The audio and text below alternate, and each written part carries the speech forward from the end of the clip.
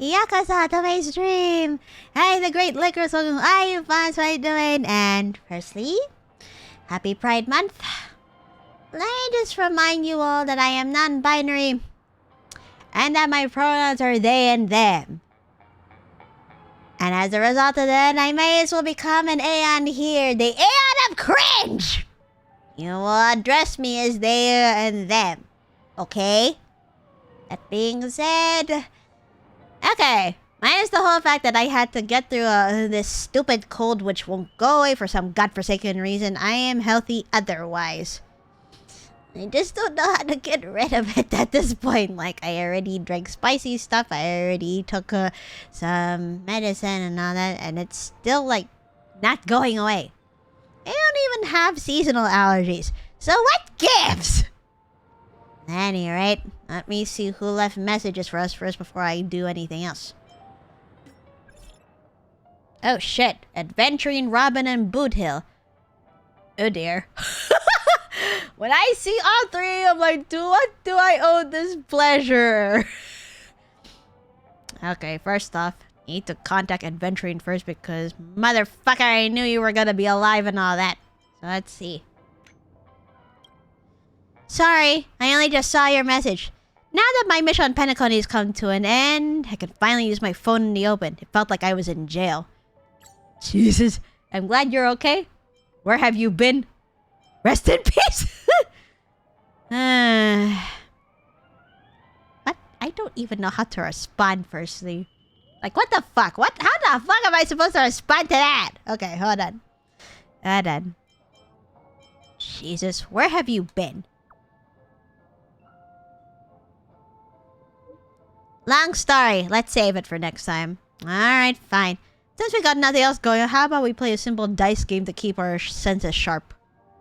If the number you roll is greater than equal to mine, I'll tell you something that happened after the theme park incident. Well, I've been wanting to know because you and Acheron had that talk, and then it kind of went blurry from there. Alright? Sounds good. Let's begin. Let's do it. Rolls a 3. Your turn. Your chances seem good. Casually or aggressively? No, casually. Doesn't matter to me anyway. Why did I lose? How about one more round? Nothing in the rules says that we can't have a do-over. Alright. Let's do it again then. Spill. Rolls a 6. Spill it? How lucky. Good. After taking that one stroke from the Emanator's blade, I waded into a river wider than anything I've seen in my life. I thought I'd reached the end of my life. But as you can see, I'm still alive, and I'm happy about that. In other words, you were able to survive past where the nihility would have swallowed you up. Your turn. Aggressively roll. This is surely ruin, right? 6. What happened next? When you guys were unraveling the secrets beneath Penacony's surface, I already fell into the primordial dreamscape. Ah! The preservation's cornerstone shielded me from the contamination of nihility. But in doing so, it completely shattered to smithereens. Oh shit. Was this the jade cornerstone that you sacrificed to Sunday when you and Dr. Ratio were pretending to have a fallout? Or is it a different one, huh? Fortunately, I met a knight of beauty and narrowly escaped death with his health. Oh, so you encountered a chance with Argenti and he saved your ass. I see. It's your turn. Gotta follow through with this game. Alright, casually roll. Easy peasy. Rolls a 2. Luck is on your side. Alright, keep spilling the dates. Then, thanks to you lot, all the truths came to light. Topaz and Jade took over the affairs on Penacony and now I get to enjoy some time off. But I've been having various nightmares these past few days. Waking up drenched in sweat every single time. Oh no. Was this because of what Sunday did to you? You know, you had like what? It was like 18 or 17 system hours until like you died or something like that. Thankfully, the IPC has arranged for a Doctor of Chaos. What do you mean, a Doctor of Chaos? They give me a thorough examination. Things have improved. That's about it. You're really lucky to get me to tell the whole story. Are you losing on purpose? Knew you're losing a person from the get-go. There's no way you're that unlucky. The dreamscape might be a bustling place, but there aren't many friends. I gotta find ways to make do, wouldn't you say? Thanks for helping me through tough times. I hope I wasn't a bother. Guess I'll find fun somewhere else. See ya. No worry, you weren't a bother, but at the same time, you pain in the ass. Little J, I missed you! Oh, hi, Dansuke, hello! Welcome to the stream, how are you? Yeah, it's been a long... What? It's been a long, what, 1, 2 weeks? Like, I had only was able to stream once last week and the week before that. But now that my big event is done, I'm like, finally! Hey, probably making them worry too much. Hi, Azu, hello. Welcome to the stream. How are you? Hello, hello. Welcome, both of you. It's been a while. Minus being mildly sick, I am absolutely good otherwise. Although there are some things that kind of worry me a little bit. Other than that, I've been well. How are you two? Hi, Robin. Hello. Lycoris, how's it going? A superstar is texting me. Wow, a message from a superstar. I'm truly honored. I'll take that as a joke. There's no need for us to be so formal with each other, right? Ah, just listen to a blues instrumental called Flower Wild. It's perfect for playing on the Express to help relax. Sharing it with you, hope you like it. It rings a bell, actually. The phonograph on the Express has played the song before. The conductor said they caught the scent of flowers after listening to it. That's right, I feel the same way. Aw, you guys are so cute. I see, Dansuke, I'm finally free for a month before I come back to school. Ah, you're on summer vacation now. Good, good. Have you been able to, Sounds like you've been able to relax a lot. That's good. That's good. Listen closely to this piece. It's as if you're amidst a sea of flowers, with windmills turning in the distance and sunlight casting over a maiden's skirt. Truly wondrous. Your songs are great too. Actually, please keep the recommendations coming. Love the music. Please keep the recommendations coming. Of course! Next time I come across some good music, I'll make sure to share it with you. Yay! I wish I could say that, oh no, that doesn't sound good. Ah, that sounds like you're in some trouble. Are you alright? By the way, there's something important I need to tell you. It might come off as a surprise to you. Eh? Uh-oh, I hope it's not too serious. Let's see. The location of my upcoming concert isn't far from Pentaconi. So I took the liberty of having the butler send some VIP concert tickets to the Express crew. Oh shit. Because of my tight rehearsal schedule, I didn't give you a heads up beforehand. Please forgive me. I don't mind at all. I'll make time for it. Now everyone's gonna lose sleep. Just a lot of stuff I can't really talk about, but I'm doing relatively okay.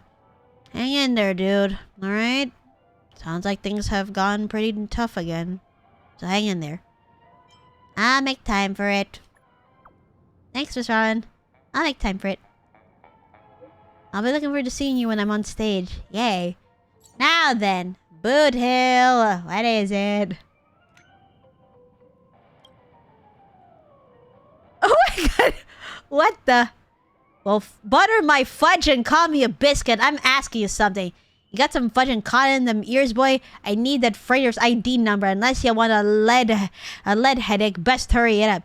Dagnabbit, you little forker. You really think you can fudging swing at me? You're cruising for a bruising, you dimwit. I swear I'll fudge you up so good today. Noise detected. Unable to identify. Voice message converted to text. Oh dear. What is this? Boat Hill, got some explaining to do.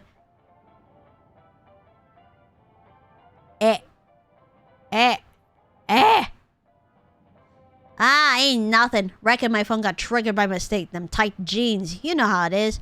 Oh well, all's well. No harm done. Muddle fudger, you're stubborn as a mule, ain't ya? Go choke on some shirt balls, ya hear me? Noise detected. Unable to recognize. Jesus. What intonation are ya? A dadgum fudgehead. You're yapping like you're calling folks out, huh? I'd been itching for a tussle, your shirt for brains? Fine, I'll show you some big little forkers.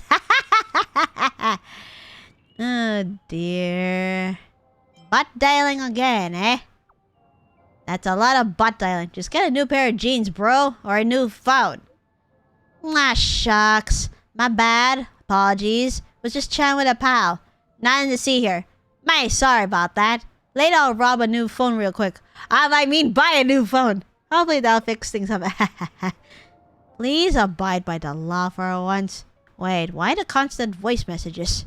Why do you always send voice messages? I'm a very shy introvert. Can't handle people yapping at me. Ah.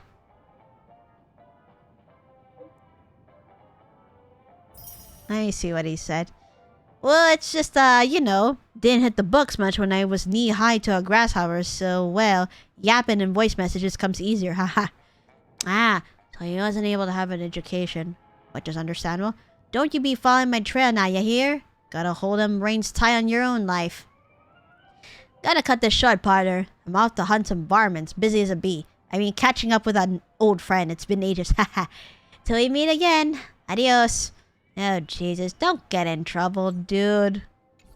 Ah. Now then. Let me check what the heck is happening. Actually, let me check the other missions as well, just in case I may have missed something. Alright. So, Stop the Clock, which is in the theme park. Legend of the Galactic Baseballer. Frickin' Giovanni's involved with that. And then we have the loot hunt in Maysville, so we're joining the Bloodhound family. We said, wait, what? The family has invited you to join the theater investigation. Go and have a look around. Alright. And also, looks like Fate's Atlas is also pointing out a few things. Yep, Once Upon a Dreamville, so that's the stop clock, and there's another event here. In our time. Oh shoot, Dream Song. Hello? Galactic Baseballer Pog app. Let me see. So we're supposed to head in the Dreamflux Reef. Alright, what's going on here? Clearly...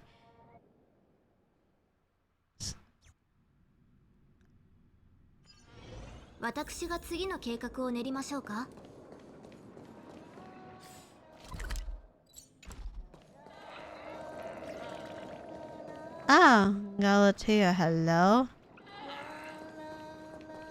There's Greece too.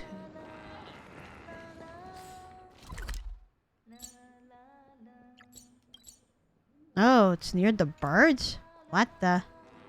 I guess I'll have to... Hi, Dr. Blues. Again. What is it now? I'm super busy. Well, spit it out. Hey. About Mikhail. This hat looks like he found the treasure, the legacy that the watchmaker left behind. Does this mean that his last wishes are fulfilled? More or less, yeah. We tell Dr. Blues about all that happened in Penacony, about the Order's conspiracy and the last wishes of the watchmaker.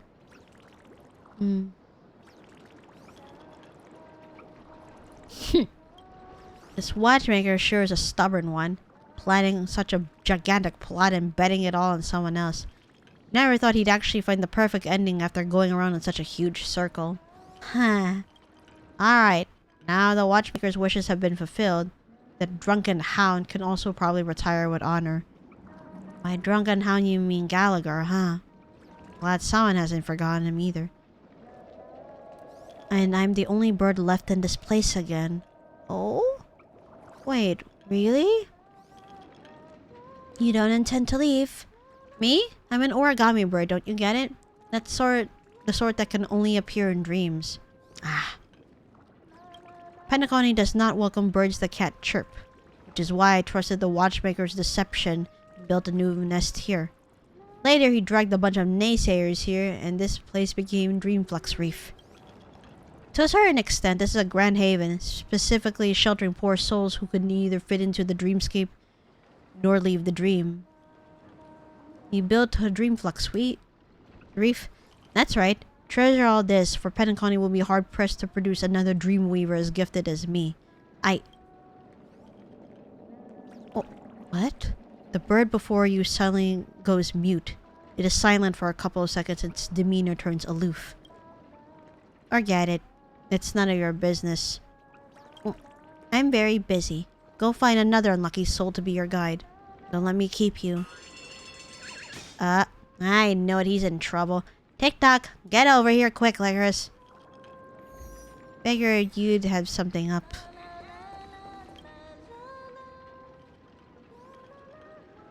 Looks at all the other areas that has origami birds in it anyways. Are you sure? I mean, it's such a bitch to find a y'all in every part of Penacony. I would agree.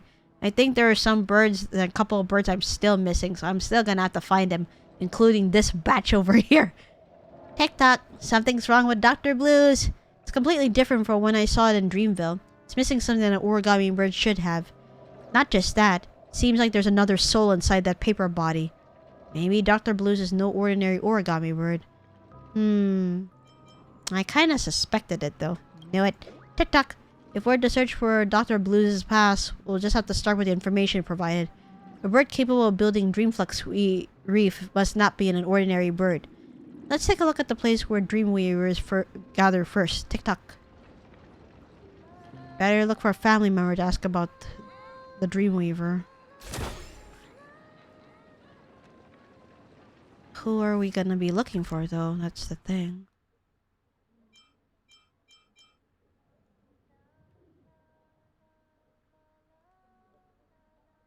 Where the Dreamweavers gathered, eh?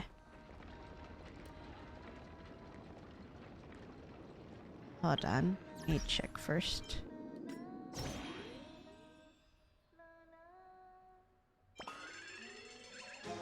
Yep, I still have to complete these two as well. Anyway. Let me go ahead and get into missions. Ah, around this part, eh? Alright, I'll go there.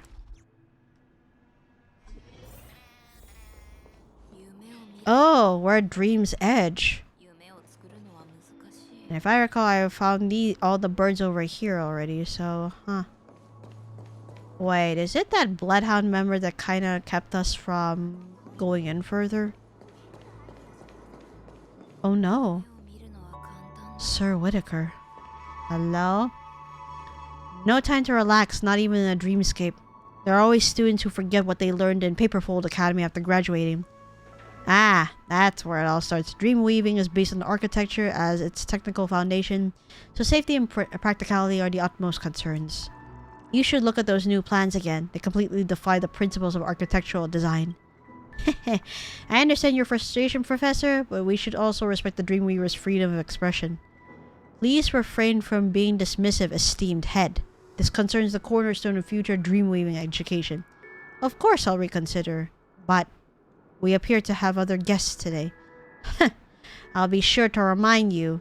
Bah! The current generation Dreamweaver is always more lacking than the last. Asuka sighs, then turns and leaves. Good evening, Miss Dream Chaser. How can I help you? Wait, esteemed head? Please dispense with the formalities. Authority and power blind the soul. When it's after work hours, I much prefer people address me as Sir Whitaker. Do you have any other questions? I wish to learn how to weave dreams too. Of course you may. The family has established a Paperfold Academy in the Moment of Soul. When classes start, I'll be sure to welcome you to sit in on our dream weaving course. Do you have any other questions? Can birds be dreamweavers? Birds? You mean the cartoons that the Watchmaker created? It's not a bad metaphor at all. The dreamweavers in this dreamscape are really all birds. Our nightingale symbol. Is it not a bird that sings at night? Ah, so you're part of the nightingale family then, and the head. What the? Hello. Hi, Yuzu. Hello. Welcome to the stream. How are you? How are you? Dealing with this stupid cold aside, I am good. Like, this cold is driving me crazy. I'm not sure what else I can do, but I guess... Let me go ahead. In this dreamscape, birds are a symbol of dream weavers. The sentiment has been expressed in objects of all sorts, shown up in some pieces of artistry. Awesome. Thank you for the hypex. Like, I've taken some medicine, I've eaten spicy food, and it still won't go away. So I'm just like, what the fuck do I do? You poor thing. Bad, bad cold. Go away. Stay away from my stars and light. Hopefully cooking some other... something, you know, cooking something would be... like, something non-spicy would be nice. Like cooking porridge. Cooking Filipino-style porridge. Or cooking like a thick stew/soup. As long as it's not spicy, because I've tried that and it actually helped me with a great deal for my sore throat rather than my colds. I thought with having spicy stuff and me having to blow my nose constantly after that, I would surely drain all the stuff in there, but nope, it's still freaking annoying. Imagine eating non-spicy food. What a sad life it must be. To be fair, last weekend I ate spicy pho. Basically Vietnamese noodles because you know, you usually have your condiments to put in Vietnamese pho, like, you know, hoisin sauce and all that other stuff. So they had garlic chili sauce, and I only had like one tiny spoonful of it because it came with a little spoon. But what I did not realize / look out for was the fact that it wasn't like your usual garlic chili oil. It was like Thai spicy. And I only put one whole tiny spoonful in there, and yeah, it was spicy as hell. But you know what? I haven't had anything spicy like this in a while, so this hits the spot plenty. Boss on the other hand wasn't so lucky though. And by that I meant like we both didn't realize that the chili oil was really spicy, and it was like Thai spicy, and you know how Thai food is. So because we did not realize it, I may have put one spoonful, but he put 3 spoonfuls in his pho, and I'm like, oh no, he's gonna suffer. He's gonna suffer badly. Thank you, Ayan, for that batch. And there you go. Such as origami birds. That's right. Art and reality always complement each other. According to what I know, the origami birds in Clocky's cartoon symbolize the dream weavers that gave their all to build the dreamscapes. Alas, few guests and dream chasers in Penacony show an interest in history. If you're interested, I've got some dream weaving stories of that era kept here. Ooh! The Dreamweaver archives. Search keywords Dream Chaser era, Nightingale Dreamweaver. After many amber eras of chaos and war, Penacony decided to take its first step towards expanding the dreamscape. The great architect Glaw arrived at Penacony following an invitation and began the search for a method to stabilize the dreamscape alongside fellow architects. It was at this moment that Penacony entered an age of rapid development historically known as the Dream Chaser era. The Dreamweaver project attracted outstanding talents from all across the cosmos. Really, Dreamweavers came from all different walks of life. They gathered together in the Nightingale family and formulated countless wonderful concepts for the construction of the dreamscape. The Nightingale family head Law led the most talented and brilliant Dreamweavers among them to design and build the prototype of the 12 dreamscapes of today. These Dreamweavers were known as the Origami Dreamweavers. Their creations remain in the Penacony dreamscape to this day. Joey, design pieces, the Reverie Hotel, the Moment of Oasis. Formerly a famous galactic architectural designer born into an artistic family from the Epsilon system. Her designs emphasize external curvature and aesthetics, as well as the artistic expressions of the exterior. Her iconic work, the Reverie, was accused of plagiarism. Oh man. Although the plaintiff lost the case due to insufficient evidence, Joey's reputation was still ruined. That's awful. Val, design pieces Golden Hour and the Gilded Hour. Originally a team leader in the technical development department of the IPC. Oh, so he was a former IPC worker. He was fired due to a demolitions experiment. Later, he joined the Nightingale family. This mad inventor is known for his eccentric inventions, with his most notable being the destructive Vaughn III Dreamscape exploration equipment, which was discontinued due to significant safety hazards. Barlow, design pieces, the Moment of Stars, the Moment of Serenity. Formerly a civilian architect who became a dreamweaver of the Nightingale family upon Glau's invitation. His creations are not constrained by the original shape of the building and do not compromise safety while retaining supreme creativity. Later, his true identity was revealed to be an inmate of the frontier prison. Involving in a construction accident. He was detained in the moment of serenity by the Bloodhound family. Fisher, design pieces, the moment of daybreak, the moment of soul. Originally a member of the Intelligentsia Guild, he came to Penacony alongside Professor Glau and later became the Nightingale family head and director of the Paperfold Academy School of Dreamweavers. During his appointment, he spared no effort in constructing the 12-hours dreamscape and promoted various laws and regulations to protect the work rights of Dreamweavers. Unfortunately, he was struck down by a sudden illness in his office at Paperfold Academy. Most unfortunate for everyone.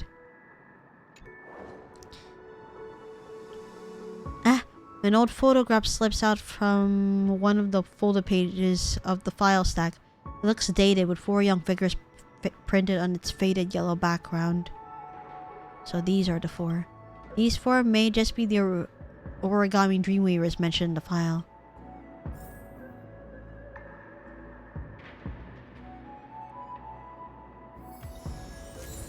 Yep, the Dreamweaver archives. Of course, the photo as well. Oh, we still have to talk to Sir Whittaker. Found the info you wanted. Let's see about this photo. Oh, this photo really brings back memories. It once belonged to origami Dreamweaver Fisher, who was also my mentor. In his later years, he led us Paperfold Academy students in compiling a family history of the Nightingales. This photo should have been from that time. So about the origami Dreamweavers, they were students of the first Dreamweaver, Professor Glau, and legendary Dreamweavers who created the 12 Hours. What you witness at each dreamscape is their legacy. Alas, it's a shame that this dreamscape only has their works engraved, but left their names long forgotten. About the Dream Chaser era, that was a time when countless dreams sprouted. Mr. Fisher once told me of that age. During that time, Penacony had only just completed the dreamscape's development. The lineages weren't completely given unto the harmony's embrace yet, and countless opportunities buried in dreams were waiting to be unearthed, resulting in numerous dream chasers gathering like moths to a flame, thirsting for fortune and success. To build a true planet of festivities, Professor Glau, who was the Nightingale's family head, began recruiting the most stellar talents across the cosmos, leading them in the exploration of methods to modify the dreamscape, what you know as dreamweaving technology. His 4 most outstanding students were coined the origami dreamweavers. They were architects, but first and foremost, they were great dream chasers who conquered the dreamscape. I'm about done with my questions. This may just be my speculation, but the original inspiration of those leader birds in the Clocky cartoons, they were these origami dreamweavers. But hang on, the numbers don't add up. What was it?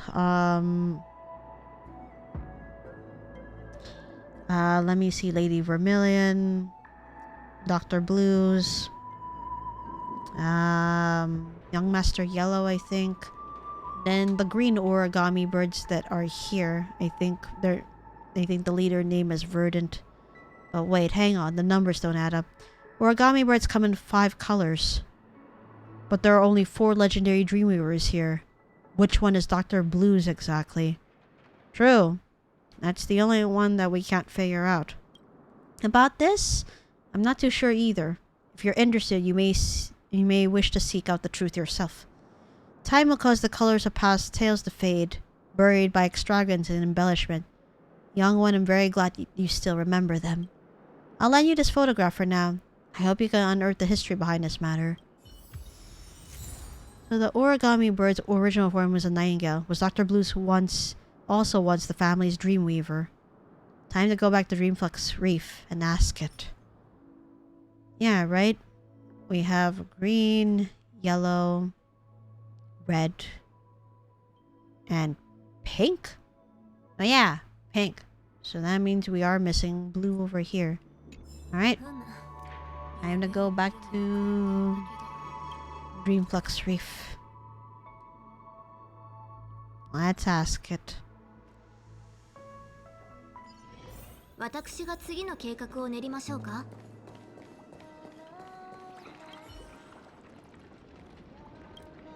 There's something I'd like to ask you.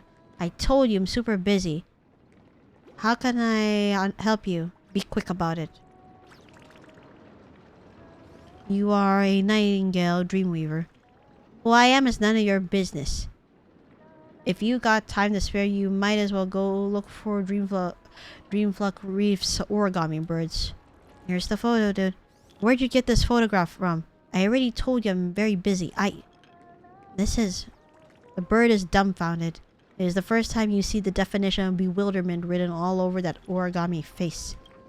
This is my photo? No. It seems different. You know these dreamweavers. I should know them, or rather, I'm very familiar. I've even found some information from the past. The Dreamweaver archives. What's all this nonsense about? The true nightingales weren't like this at all. What were you like? I don't remember. Oh no. I've been a bird for so long. It's as if I've forgotten something important. Well then, you should let me help you. No, I've seen what Clocky does. Letting someone into your brain? That's disgusting. No. The bird regains its sly expression. Honestly, it's the most unpleasant cartoon character you've ever seen, hands down. If a good cop won't work, guess I'll have to go bad cop them. Back, I had to rush and get some food because I got yelled at for only waking up. Ah. I mean, it is 12 noon there by now, yes? Or only just waking up. Yeah, you should have got... I'm glad you got food. What are you eating? Clockwork force activation. Wait, hey, what are you doing? You... Unlocking the emo dial, godad. Alright, time to enter the... Well, if we're gonna fight people here, then let's go ahead. This is Dr. Blue's inner world. Those origami birds are up ahead. Ah, there you go. Egg fried rice and fried eggplant. That sounds pretty good. Yep, there we go.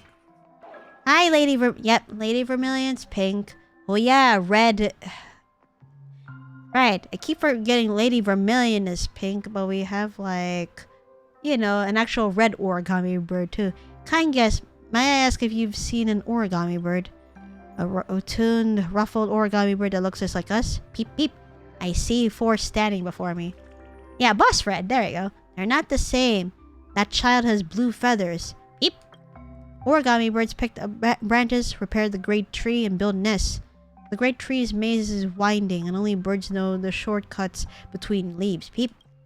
But this poor child hasn't learned the way home, and it got lost in the labyrinth. Uh-oh. Please, yes, help us look for that child. Beep, beep. Glad that all you are here. But yeah, I'll help you guys. I need to help Dr. Blues too. Oh, we're supposed to go in here. Right.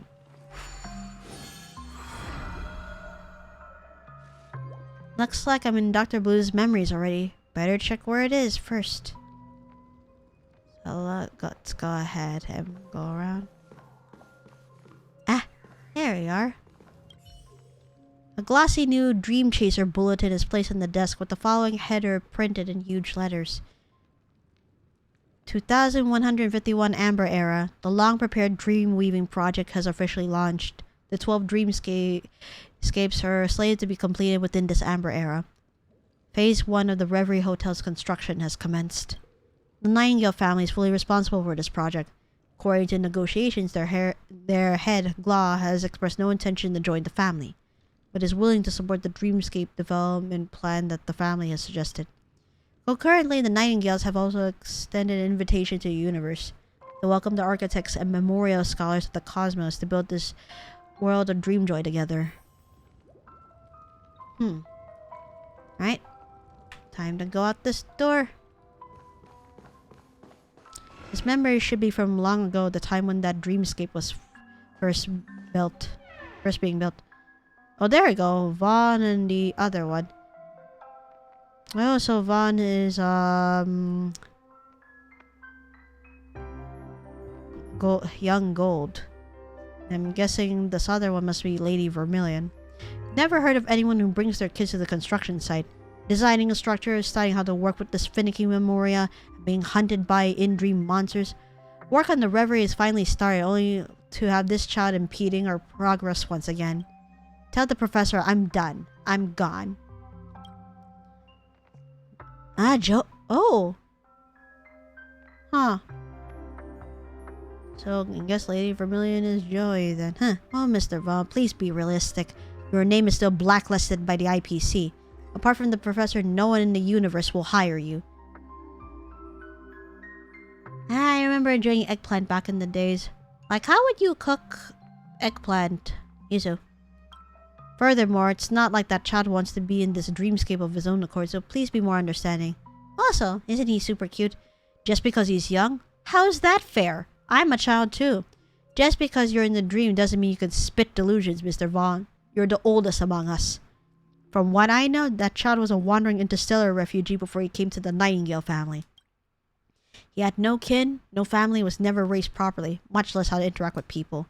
Perhaps he saw Mr. Vaughn of someone of his age and was expressing affection, albeit inappropriately.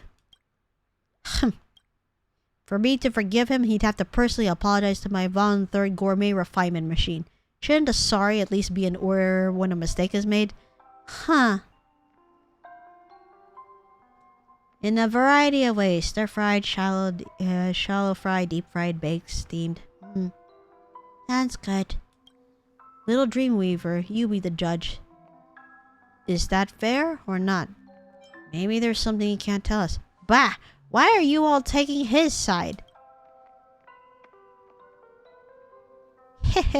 Mr. Vaughn certainly acts like he's of the same age as the child. But this child likes hiding after making a mistake. Where could he have gone this time? Young lady, I'd have the trouble to help look for him. He ran off in the other direction of the corridor. Go look there first. Yes, yes. Joe and Vaughn. Yep, young Master Gold. Yep, and Lady Vermilion. Compared to the brief descriptions of us, the people they are in the memory are obviously far more lively. That means let's follow them to find out more about Dr. Blues' past. I want to see what Boss Red and... Darn, I forgot the name of the green bird, but it had Verdant in there. Hope I'll be able to bump into them too. If we were able to bump into...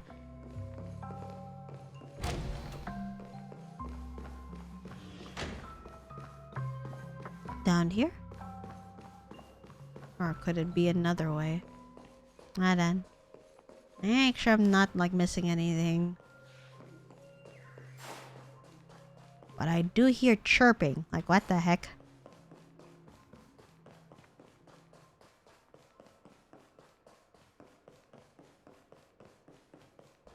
Nothing here, nothing there.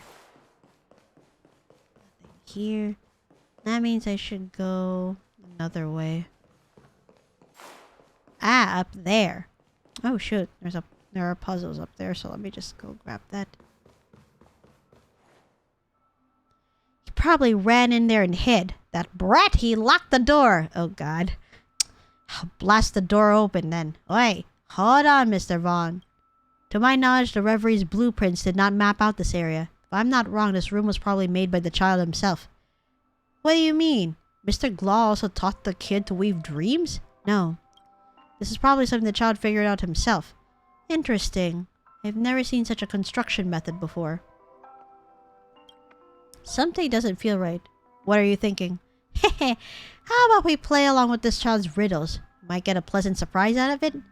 And if I refuse, then there might come a day when Master Glaw accidentally finds out about the Professor Owl merchandise that you got stashed in your room. Stop! Alright, I'll go with your plan! Oh god. You better not let anyone know. Mr. Glaw has always disliked that watchmaker-drawn owl. I had such a hard time nabbing the Professor's limited edition merch without Glaw noticing. Hehe. Let's go then. We should look for the jigsaw key that the child hid. Ah, why did you all scatter? What the fuck? Okay.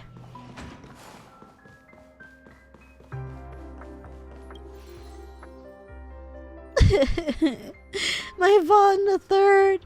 I finally managed to hit the hang of making snacks in the dream too. That antiquated bunch claimed this was something explosive. Just looks a bit odd is all. They don't even dare try to a bite of the snacks Vaughn the Third made. Thank you for the hitmates. Wake up. Even if that child wasn't causing a fuss, no one would dare to eat anything you make. The last person who was that brave is still lying in the clinic. Oof. LycorisDreams Homo, stop it! Wait. What do you mean wait? What's up? Did I miss the boss's appearance while I was busy? No, not at all. Like, I've been busy for the past 2 weeks. Like, I streamed once last week and I streamed once the week before that. So this is my first time finally settling into my schedule again. The river's construction just started. I hope he doesn't barge into anywhere dangerous. Only that fool Barlow would knowingly do something bad. This kid wouldn't be that stupid, right? Hard to say. Most Dreamweavers are working under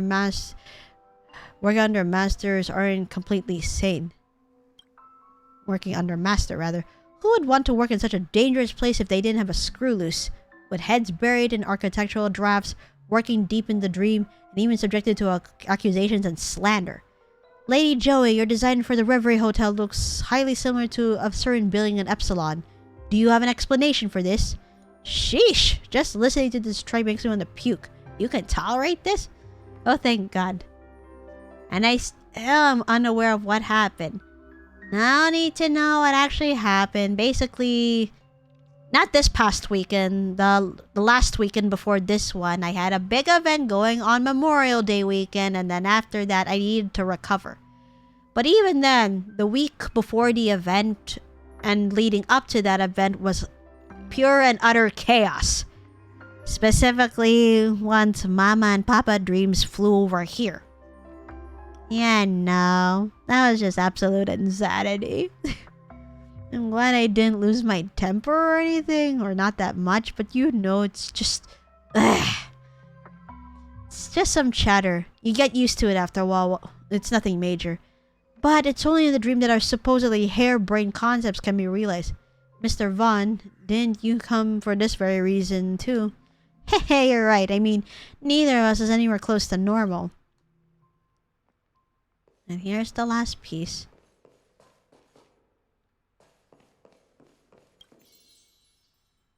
Whoa, memorial refactoring, meme-tech synthesis, light cone materials. He actually constructed all these concepts that existed only in the Guardian recollection. Not too shabby. Where'd this kid learn his dream weaving techniques? Probably while we were working. He's always been lurking by the side watching us work. Thought this child was just curious, so I didn't keep him out of earshot during our architectural conversations.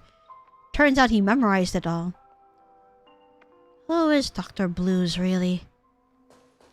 I hope we know.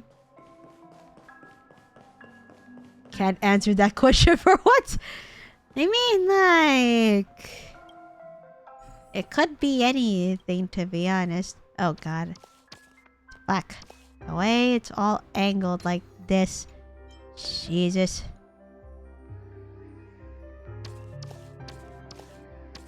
There you go.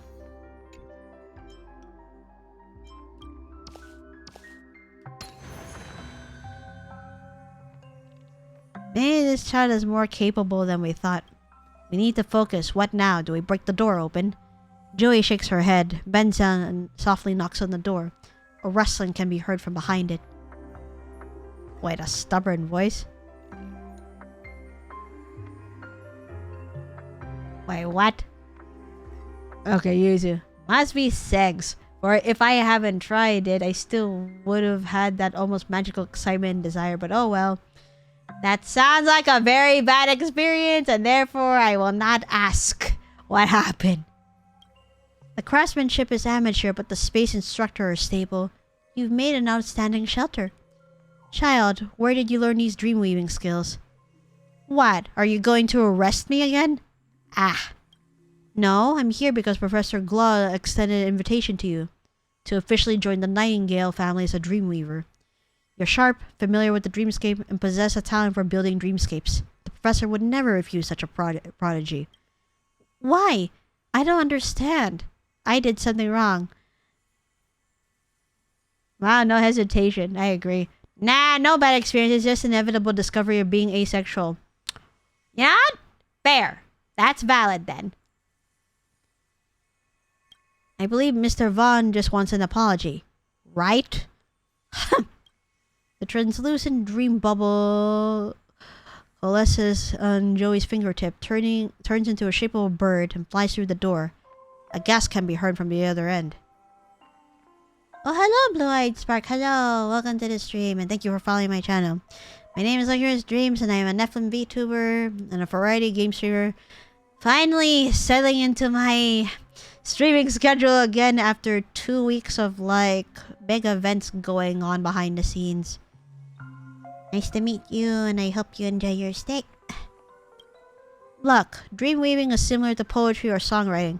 Analyzing the present structure, then reconstructing it to create an elegant and exquisite masterpiece, or proficiency lies in reshaping chaos into other forms. To you, this, Pentacon, must be an orderless, reasonless place. But one day, this place will become a real dream joy. I promise you, in the name of the Nightingales. Don't worry about making a decision now. Consider it carefully. I haven't properly introduced myself. I am Joey, a Dreamweaver scholar of the Nightingale family and the chief designer of the Reverie Hotel.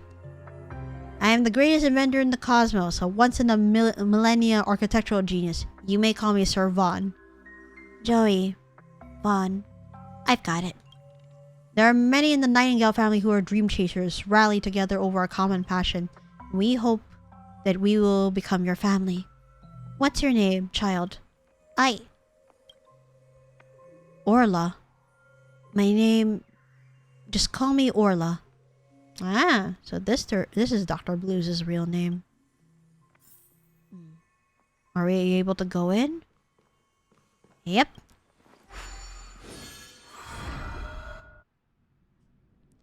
Orla. That's probably Dr. Blues' real name. He was invited by the two Dreamweavers to join the Nightingale family. Joey and Vaughn, the personalities of these two origami Dreamweavers, are also quite different from what was described in the files. It's just as Sir Whitaker said, that real history would always be ground down by time. Maybe I should record all these. I think you should. Ooh! So she crosses out things with Joey and Vaughn. So let's see. What did she put?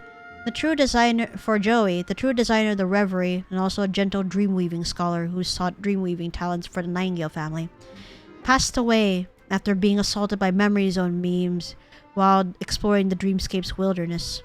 Ah, Vaughn, a proud and brilliant inventor, a fervent fan of Professor Glaw. His cutting-edge creations may not be the most practical, but they are definitely flashy enough. He went missing during dreamweaving-related research and development experiments. His whereabouts remain unknown. Oh my. Huh? That blue bird in the distance. Is that Dr. Blues? Hello. We're just looking around. We're not gonna... I don't know how you got arrested or why you got arrested, but... not gonna hurt you or anything. Hi, Orla. Hello. I finally found you. I remember now. Orla is my real name. Later, I went to the Nightingales and the Dreamweavers took me in, taught me everything, and brought me along with them to build the dreamscape. And I had the world's best family. The gentle Joey, the eccentric Vaughn, and Barlow and Fisher. They taught me everything about dreamweaving. I saw that too. They're quite different from how they were recorded in history. History only wrote their names but not their true selves. Why? I recall that we had another promise among us. I waited for them at Dreamflux Reef to fulfill that promise, but no one ever came. Uh-oh.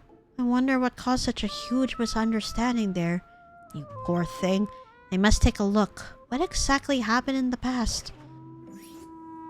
Let's find out together then. We're gonna go... Wait. Ah, we can't go there through there. We're gonna have to go through another one.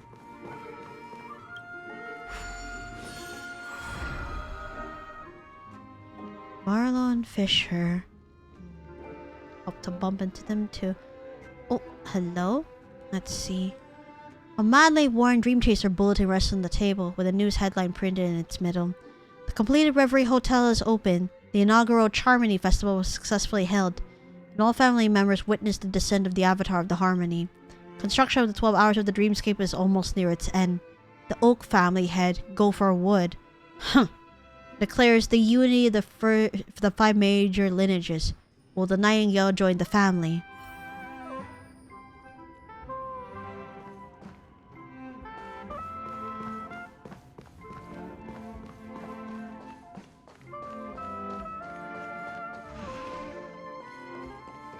Over there! Don't let him get away!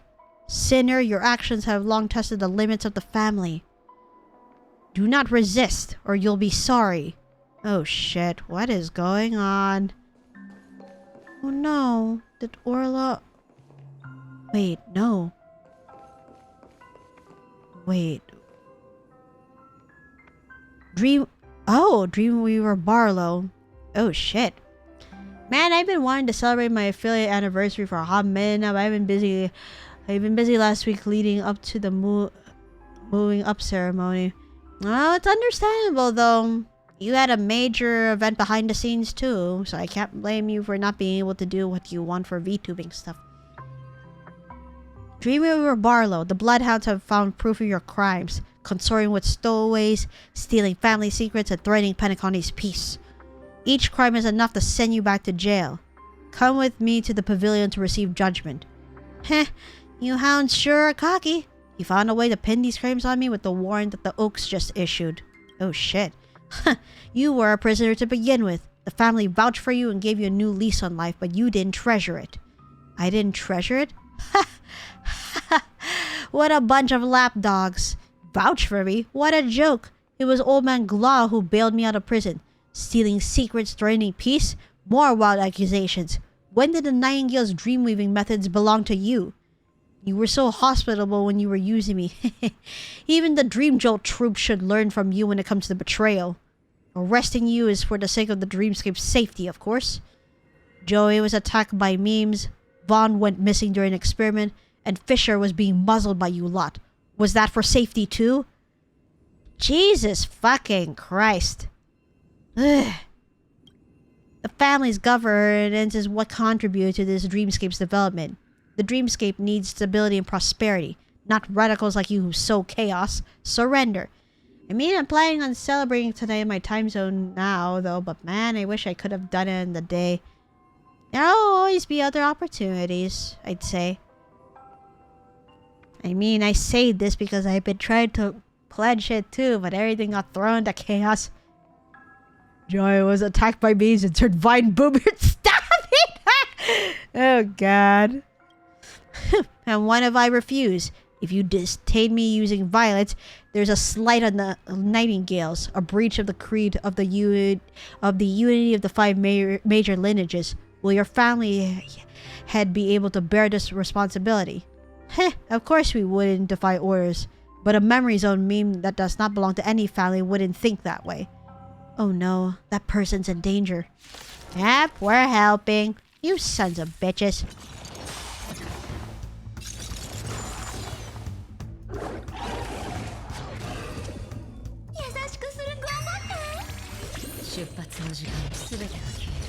Bitches.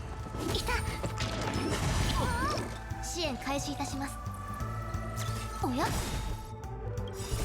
捕獲マーク起動。愉快な反撃の時間です。There you go. Bitches.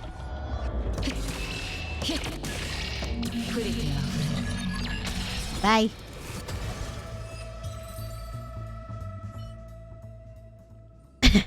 Thanks. Got rid of them. Thank you for your help. You are... Oh, this must be the human form of Darn it, I keep forgetting. Let me see. I'm Orla's friend. Anyways, thank you very much for your help. Nightingales have always been an eyesore to them, but I never thought they'd actually try anything here.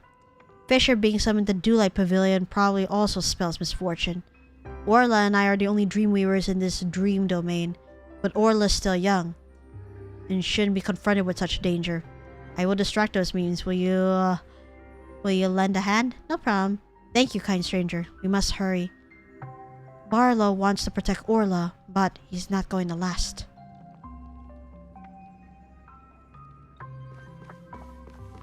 Oh god, there are more of them lurking about.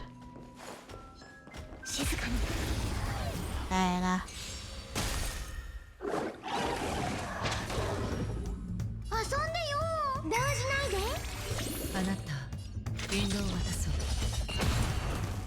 こちら側が優勢です。おや？ Not excessive as this looks like, whatever.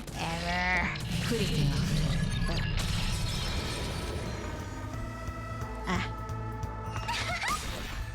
かくれんぼし答え見つけてごらん。おや？捕獲マーク起動。愉快な反撃の時間です。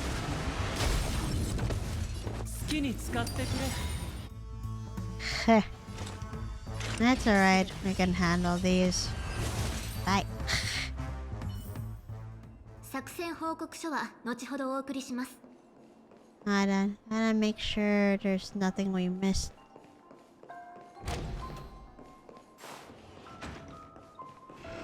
Oh, wait, didn't we just come out from this door? Yes, we did. So we'll have to go straight here. Then, so that means Fisher is Boss Red then. The man is trying his best to withstand the pain from the wound, but his pace is obviously slowing down. Do you need help? Fine. We have to step up at crucial moments. Orla, I hope he's alright. I couldn't find him either. Orla is the youngest among us, but the sharpest. The shelter he's crafted gets better with time. So long as he remains hidden, no one can break his creations. But he's still a child and should not be subjected to this mess. Let's hurry up. We have to lead our pursuers away. Among Us? Maybe. Darn, those hound noses sure are troublesome. Get ready for another fight. Don't worry. I got you, dude.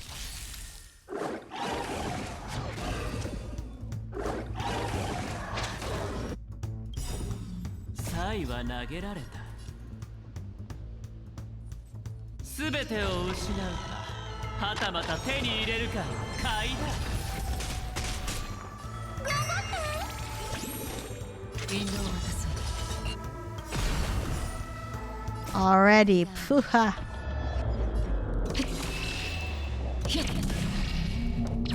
I've gotten so much brain rot elevate. Oh god. These memes numbers are increasing. The reinforcements should be here any minute. We have to run. I'm sorry, I might have to stop here. You look down. At some point, the man's body got covered in wounds. He can no longer move his legs. I'll stay behind and keep them busy. Run. Orla's hiding spot should be nearby. I know the shortcut to get there. No reason to sacrifice 2 lives here. No! Barlow! God, no! If you get a chance to see Orla, tell him I'm sorry I couldn't keep the promise to keep training with him. I will deliver the message. Chad's family is being whittled down. We can't keep him safe anymore. If you could, please help him out whenever possible in the future. Thank you. And goodbye, nameless well-wisher. Oh, Barlow. This is Dreamweaver Barlow's end. Barlow was known vainglorious traitor. He was a hero who fought for his companions till the last moment. His story deserves to be recorded. So let's see, crossing out. Through a fair trial presided over by the Oak family, his past crimes were exposed, and he was arrested by the Bloodhound family. He passed away before finishing his sentence. Oh no, this is making me sad. of what's happening to everyone.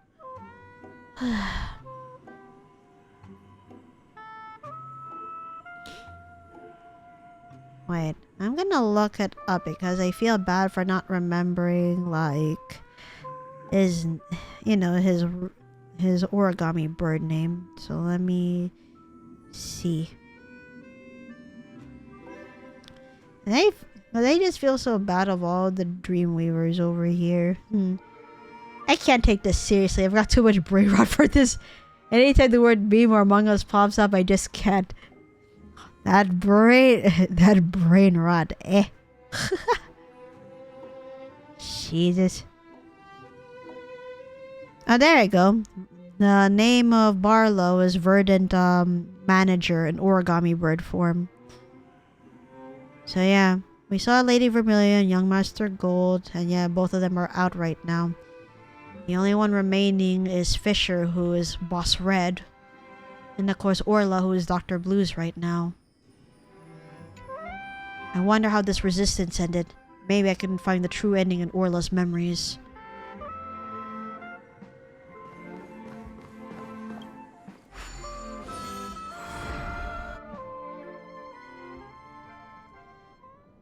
Mr. Fisher, look, I know the reason behind this trip, but Orla says he doesn't want to see you. He's probably not going to show up in person. I brought you here, but how this goes is up to you now. No matter what, this place, Dreamflux Reef, is still a concealed secret location. I hope you won't reveal it to outsiders. What about you? I came here to bring all the Dreamweavers back to the Nightingales. Will you come with me? Nightingales, such a nostalgic name. My body cannot withstand much more mishap, Mr. Fisher. I'm old and I should be retired. My apologies. There's nothing to be sorry for. It's not your fault. Go, keep forging ahead. The one you wish to find is waiting for you there. Wait, newspaper. Ah, here. Stack of torn Dream Chaser bulletins is lying on the roadside with reports from different times mixed in it. Nightingale family head Glaw retires. Will the unity of the 5 major lineages be inevitable? Penacony Paperfold Academy has officially completed construction. Former Nightingale family head Glaw becomes first principal, then opens Dreamweaver Academy to create more outstanding Dreamweavers. Construction of the 12 Hours in the Dreamscape is almost complete, and the prolonged Dreamweaver project is a success. The author believes that this will be Penacony's finest age, the grand age of dreaming. Oh, man.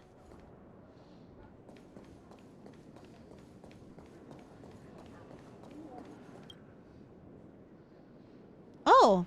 Boss Red, hello. Excuse me. Do you know the Dreamweaver that built this place? I do. My name is Fisher. I'm the current head... Ah! So he became a head of the Nightingale family. I'm the current head of the Nightingale family. I'm looking for a family member named Orla. I've heard he's been around this area lately. Perhaps the Dreamweaver who built this place may know his whereabouts. Orla is the creator of this place. This is... shocking. The kid that used to be a troublemaker has already built something of such scale. I digress. Seems that Orla is in need nearby. I wish to meet with him.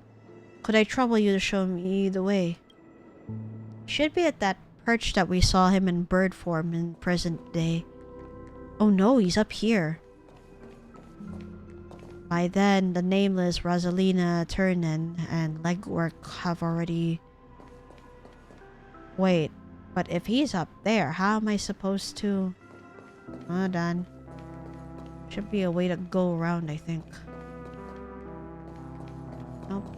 This is where we first started. Oh, I can't get through here either. Alright.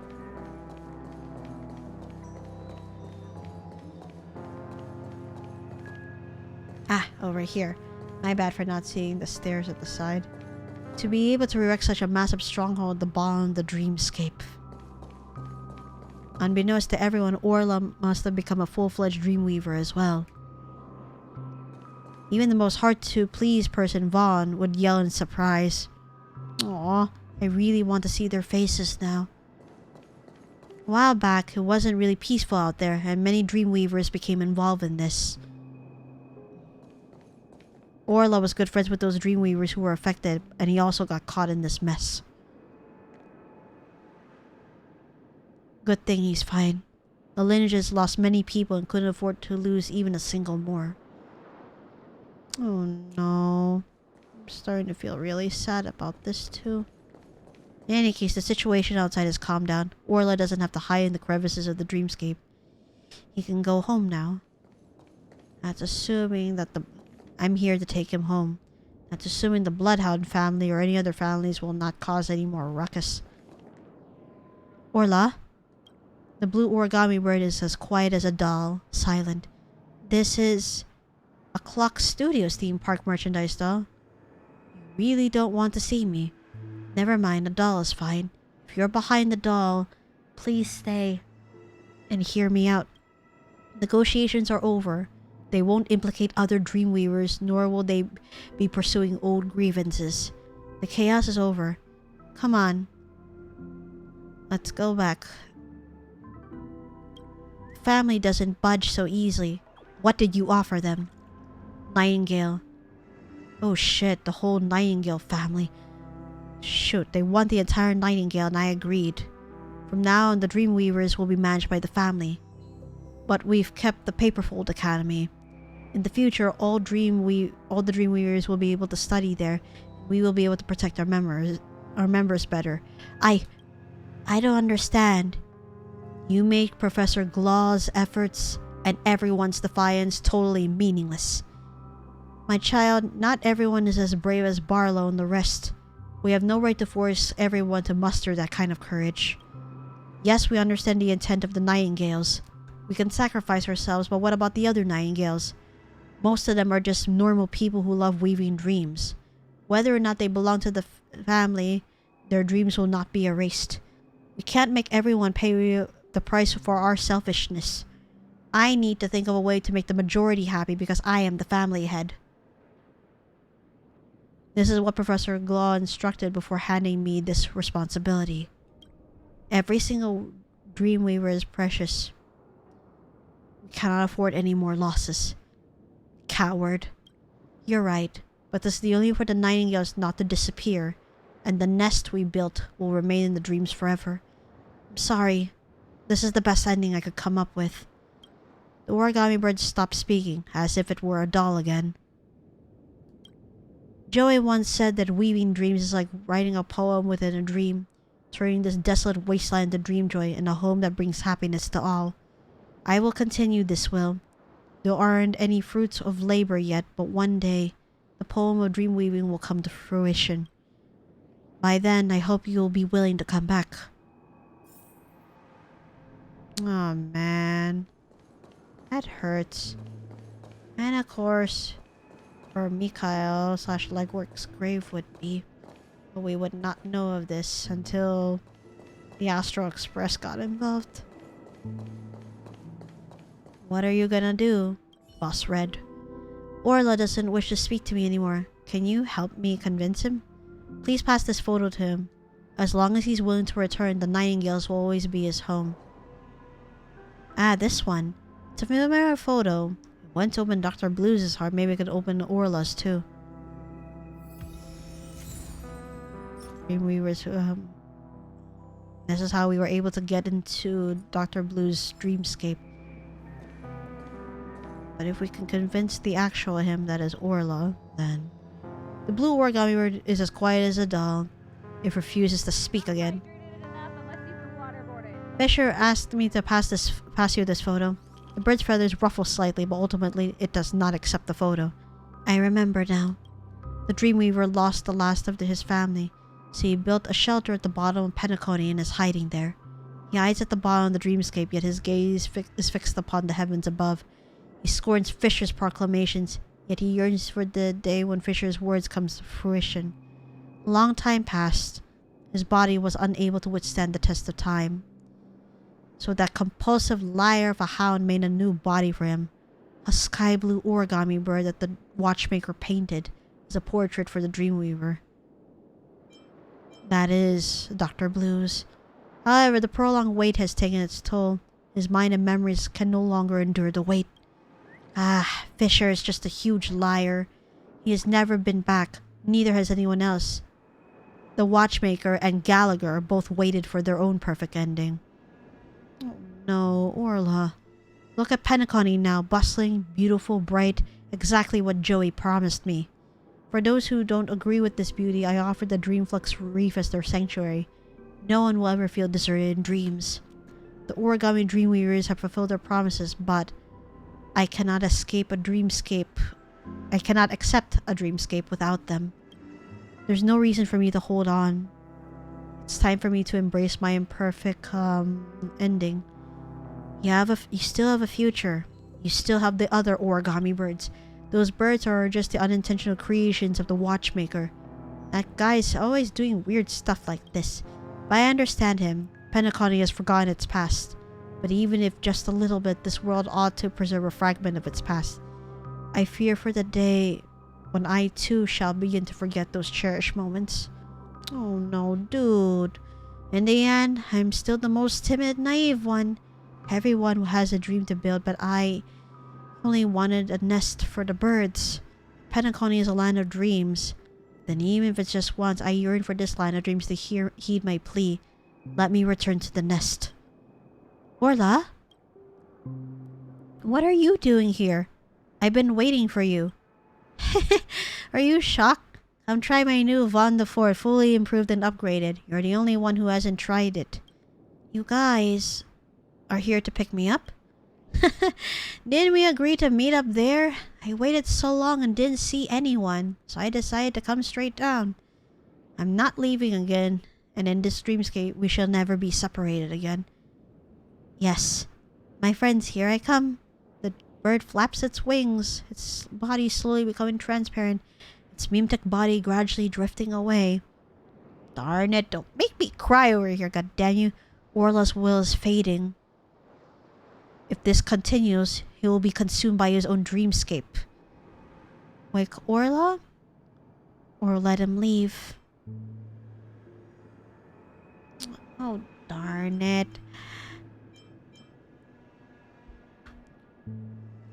Darn it, what the hell am I supposed to... What the heck am I supposed to do here? No. Damn it, don't make me cry.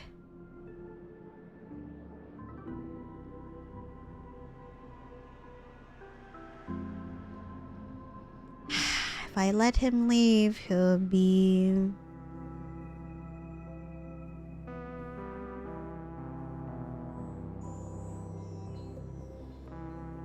Like, what happens if I let him...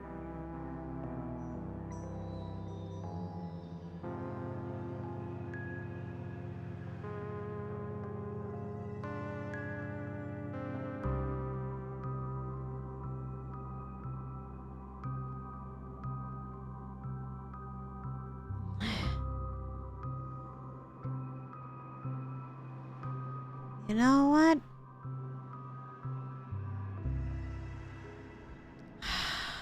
No. I can't. Let me go wake you up, dude. That's... No, be controlled by the dreamscape. That's just the shadow of the past. Yes, I know. You knew? Thoughts and emotions can materialize in the memory zone. That's the foundation of dream weaving. Even though I know this is just a dream, I don't want to wake up. I haven't seen their faces for so long. Dreamers are unable to enter dreams again. Almost forgotten their faces. Perhaps being trapped deep in the dream is the perfect ending for me. A few legendary dreamweavers of the past stand in the distance, guiding Orla towards Dreamjoy. That's all the more reason for you to wake up. Because it's precious, it should not be replaced by something false. You need to bring their stories back, recount those stories to Penacony, and let everyone know who exactly who built their Dreamjoy. Because remember what we said earlier, like in the earlier in this quest, that you know their names were forgotten, but their legacies are there. You're the only one now who remembers at this point, so I know you've already recorded their stories. It's enough to have you bring back the truth that time did not manage to preserve. But there still needs to be an overseer. If you're not there, I'm gonna start spewing nonsense. But there still needs to be an overseer. An overseer is required to prevent their story from being altered yet again. I think a Dreamweaver that has witnessed history would be the best choice. Smooth talking, Nameless. You're exactly like the Watchmaker. Do you want me to keep going? Fine. You win. Since Fisher upheld his promise, then as agreed, I should go back to see how things are once in a while. The Dreamscape's owner has made his choice. It takes one last look at his past companions and turns to move towards you. I've stayed here long enough. Come on. It's time to go. This time, I won't forget. Good.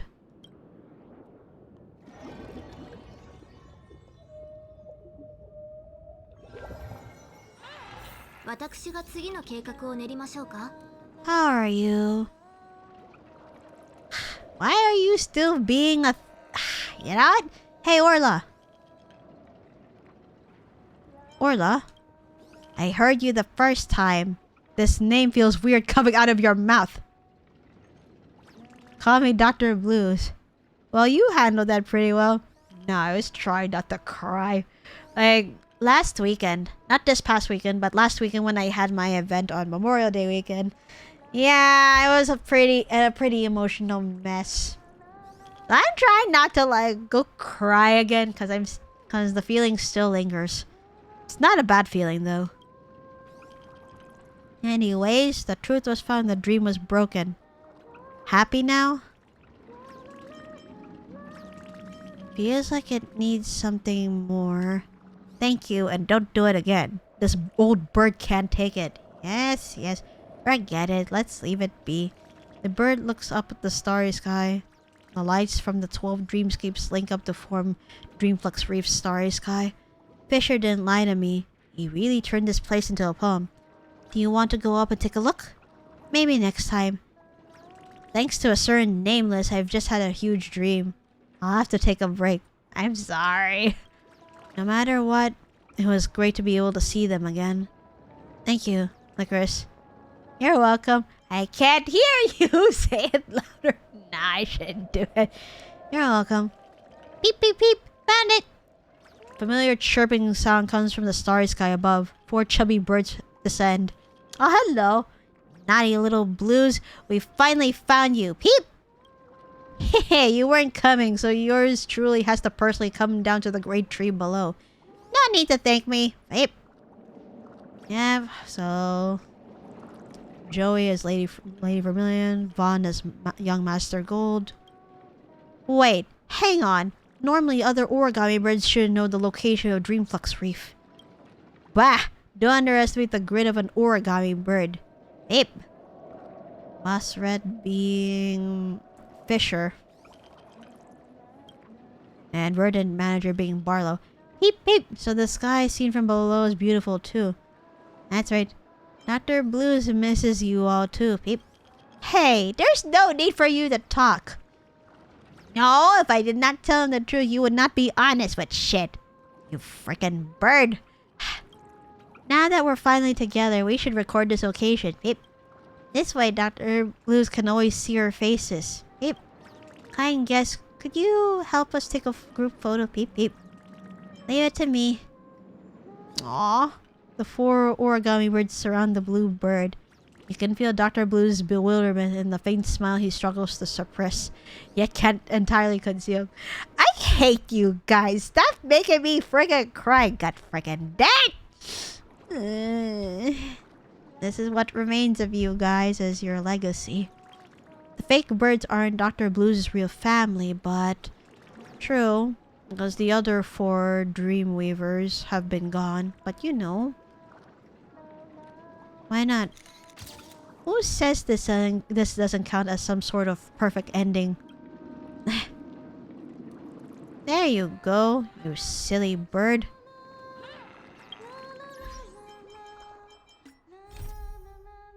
Oh, we still have the dream song still. Really? Where are we gonna look? Ah, Dream's Edge again. Wait, are we... Okay, no. Going the wrong way. Ah! Sir Whitaker. Hey. We meet again, madam. I'm here to return the file. Oh, no, no, no, no, no, no, no, no, not yet. Not yet, not yet, not yet. Because I did not see what she wrote for, Fisher. So I kind of want to poke into that first. Don't let me return that yet.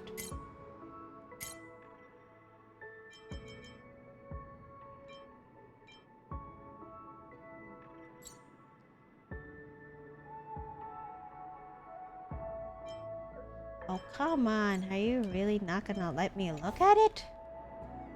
Unless... There has to be a way for me, actually. Alright. Let me go back to the Astro Express for a little bit.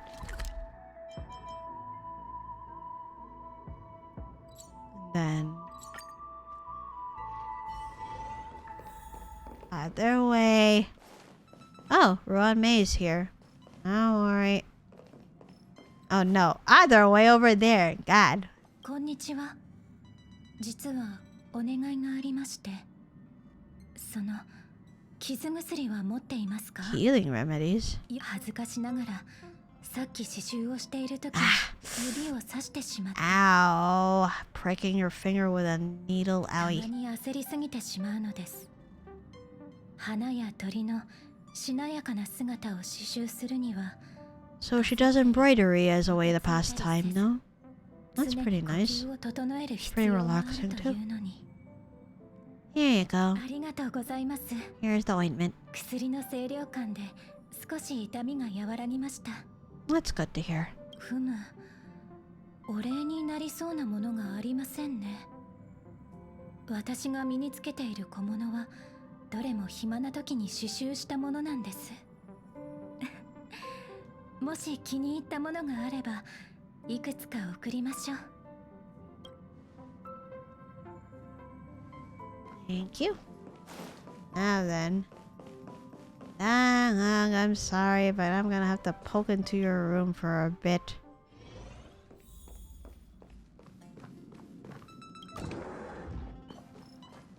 There you go.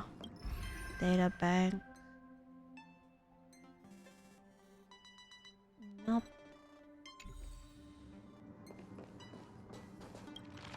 There you go. Bookshelf.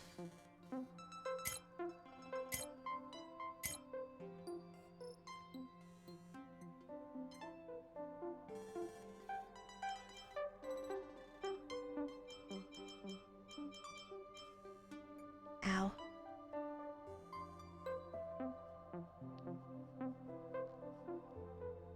Am I not able to? I didn't get to read,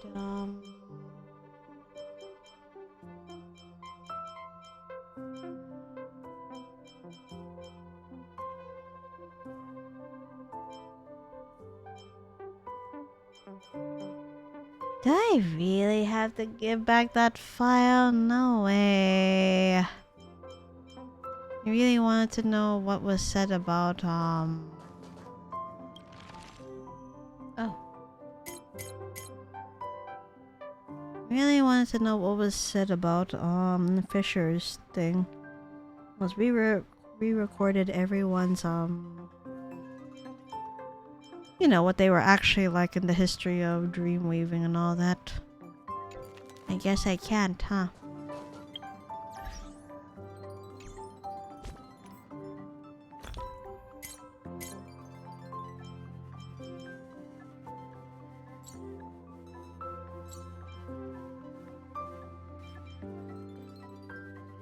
That's annoying. I really wanted to look into what was said about Fisher, but there's no way for me to go at it. Alright. Guess I can look it up online. I'll just give back the file to Sir Whitaker. Here to return the file.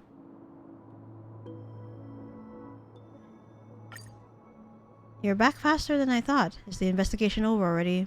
Yes, I'm done with the investigation. Tell Sir Whitaker with the Dream Chaser era that belonged to Dreamweavers, the truest form of those people which was unrecorded in history. I see. Mr. Fisher, the former family head, did not tell me about this past.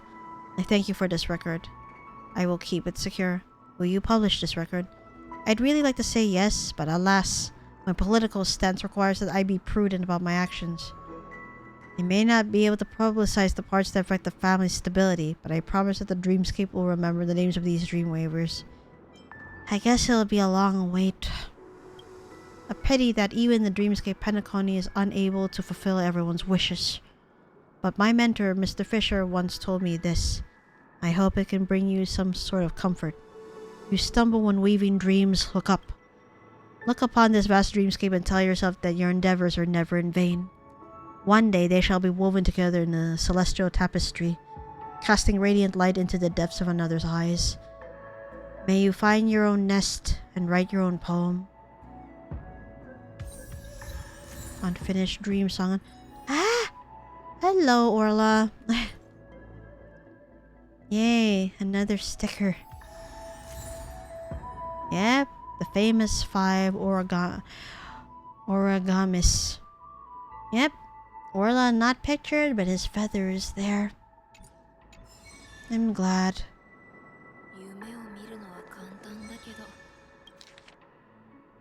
Oh, hello. Oh, there you go. Looks like I can go ahead and read what was... Ah, so nothing... Wait, really? Nothing... Wait, yeah, he suffered an untimely... Let me see.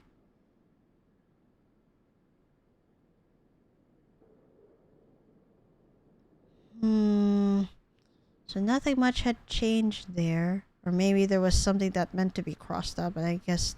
Huh. Hello, Liko. Hi, Kuma. Hello. It's been a while. How are you? Mildly sick aside, I've been okay. How are you? It's been a while. Well, it's been a while since seeing everyone anyway. Given the events for the past 2 weeks. Ah, the Dream's Edge is always a very nice place. All these shooting stars. I got something for you. Did you? Oh, so Tem, my bad for not noticing you earlier. Just I wanted to get stuff done in this side story first, and I saw that, Pela. Thank you for the hydration redeem, and leave my age out of this. I know my birthday is in 2 weeks, but you quit being a little shit. Aw, thank you, Kuma.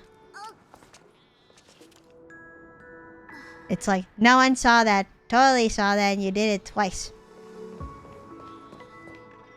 Now then, the other events that are happening right now in Pentacony. Wait. Crap. Alright, missions. There you go. Yep, stop clock. Loot Haunted Maysville and the Legend of the Galactic Baseballer. No. I'm gonna have to do stop clock because I've been most curious about that. I'm just like, oh great, who's fighting in the theme park now? First we had that whole thing with Acheron and Adventuring. Now it's like, did something happen while we were under like Sunday's illusion or something? Oh.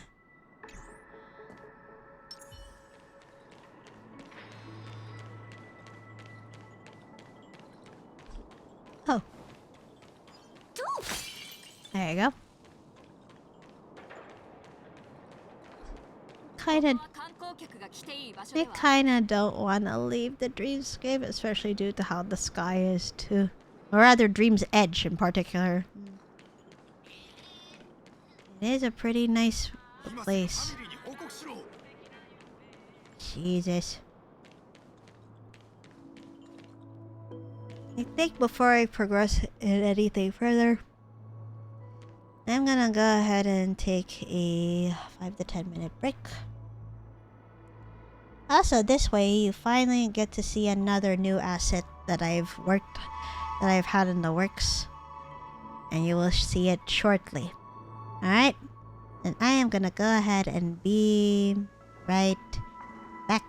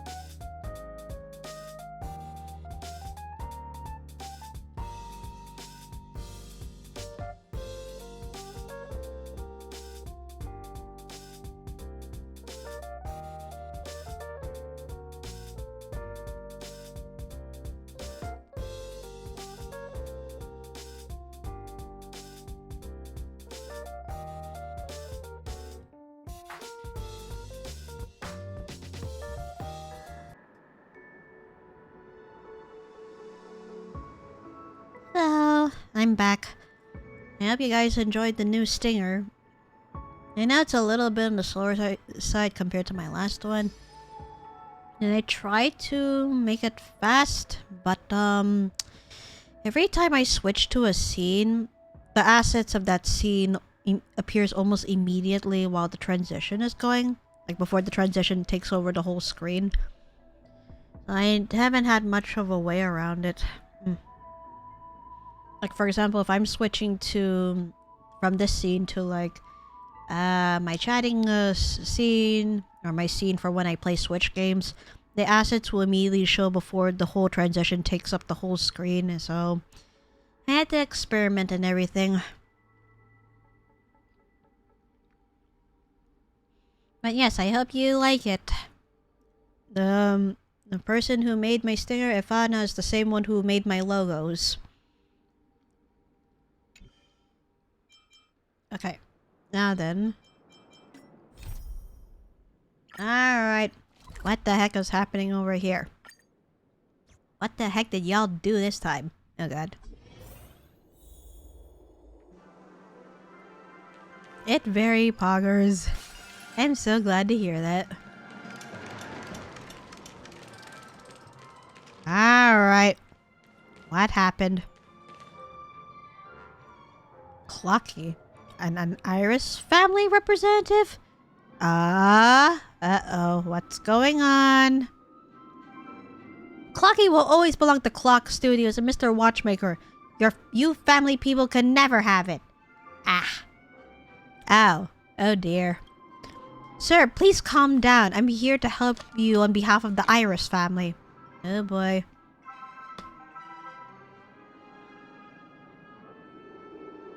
The lovely Clocky has brought immense wealth to Penacony. Now that he's in the bind, the kind and beautiful Miss Note is ready to lend a hand. Aha.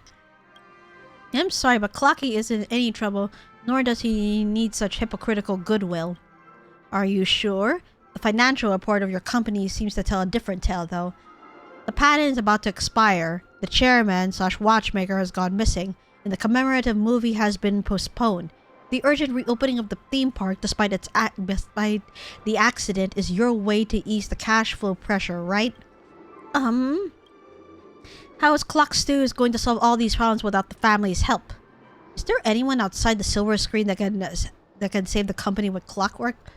Believe it or not, there actually is. Who called upon me? I have arrived! Jesus. Oh? I'm sorry, guess we're in the middle of a business discussion here. Please bear with us. Wait, why don't you let the guests give you the most genuine feedback? Yep, the thing with Acheron and Adventuring left that. Just look at Clock Studios theme park right now. The most iconic silver screen is broken, the sky is all gloomy, and the Dream Jolt troupe is walking all over the place. Clock Studios can't even dish out enough funds to fix the place, yet they want to open the doors and start operating ASAP. How ridiculous. Hey, yes, let's hear your take. Do you think this dangerous, lifeless, and ill-maintained theme park can be a good recreational spot? Not really. Look, that's the guest's objective and genuine opinion. Now your audience's feedback is your answer. You're shooting yourselves in the foot with your futile effort to turn things around. Even so, we'll never sell Clocky. Oh shit, the IP of Clocky and all that, huh? Please see yourself out. Alright, I'm sure you'll come to your senses sooner or later. However, there might no longer be such a generous offer on the table by the time Clock Studio files for bankruptcy with the Alfalfa family. Darn it. There's no rush, so I suggest that you sleep on my offer. I'll take my leave now. Ha. No, that blasted Iris family. What should we do now? Seems like we can only pin our hopes on Dreamjoy memoir now. But Mr. Watchmaker, well, let's not bother our guests with our problems. Get back to work. You're gonna have to tell me what's going on. Once upon a dream, I was stopped. That was just a minor business dispute. I'm sorry you had to see it. Hey, Miss Picey, the producer for the Clocky franchise. Welcome to the Clock Studios theme park. Why are you dressed like this? You look familiar. Holy Stellarone and Clocky, you look familiar. Haha, this is the cartoon star Penacony, Clocky. All our cast members are dressed up as the characters in Clocky for the recent reopening of the theme park. We want to look more approachable while interacting with the audience. By the way, please don't mind what that lady said just now. We're having a minor budget issue. Cluxus will never go under that easily, I think. Oh dear, what kind of issue? Well, as you know, Clock Studios was established by the mysterious watchmaker. The tycoon has been at the helm of the company's development behind the scenes. Clocky only ever gets to see its success today thanks to his business acumen and wild imagination. Aha. Yet we lost touch with him a while back and the company's been a rudderless drift since then. We keep losing ground in the market competition as a result. What's the family after? The representative made us an offer to buy the the copyrights of Clocky, claiming that they are trying to save the company. I don't know, with how Sunday's shenanigans and the family as a whole being sussy. Yeah, no. That's just baloney. There's no point in keeping Clock Studios if it means losing Clocky. So, is there a solution to fix this? There is. We've been preparing a film series to commemorate the 500th anniversary of Clocky called Dream Joy Memoir. It's a much anticipated piece that is a collection of all the Clocky stories over the past 5 centuries. If we get to release the series, I believe we could turn the tide with the box office earnings and fund the refurbishment of the theme park. The thing is, the film reels of the series were severely damaged in the earlier accident. Oh god, this is our fault. Fuck!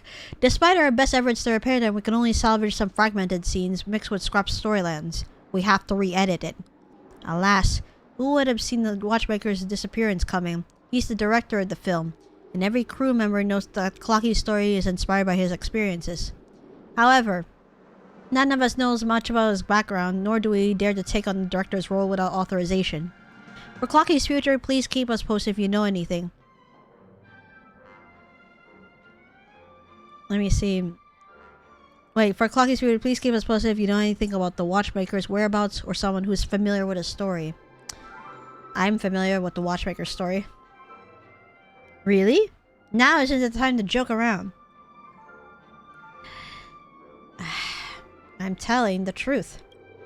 Well, it's not that I find you trustworthy, but there are simply too many things that are untrue in dreams. I'd appreciate if you could show me some proof. Present the invitation letter from the Watchmaker. I see you're Mr. Watchmaker's guest. Please forgive my rudeness. Still, only proves that Mr. Watchmaker invited you here doesn't mean that you know him well. Well, I frickin' inherited his damn hat. Take a look. This is Mr. Watchmaker's hat. Yes, I'm pretty sure this is him. He was wearing this hat when I met him. I heard it's something very important to him, but now it's in your hands. Exactly. Mikhail has left his legacy to me. I understand, dear guest. You may be the only one who can save the Dreamjoy Memoir movie series now. Please follow me to the theater. I'll show you the work Mr. Watchmaker left behind. Seeing that this is your first time doing any editing, I'll guide you through the basics. Are you ready? Ready. Tick-tock. The Watchmaker left behind a lot of raw story snippets that need to be edited before they can be released. Come on, let's practice our editing skills in this Chronometer Chronicles film first. Alright.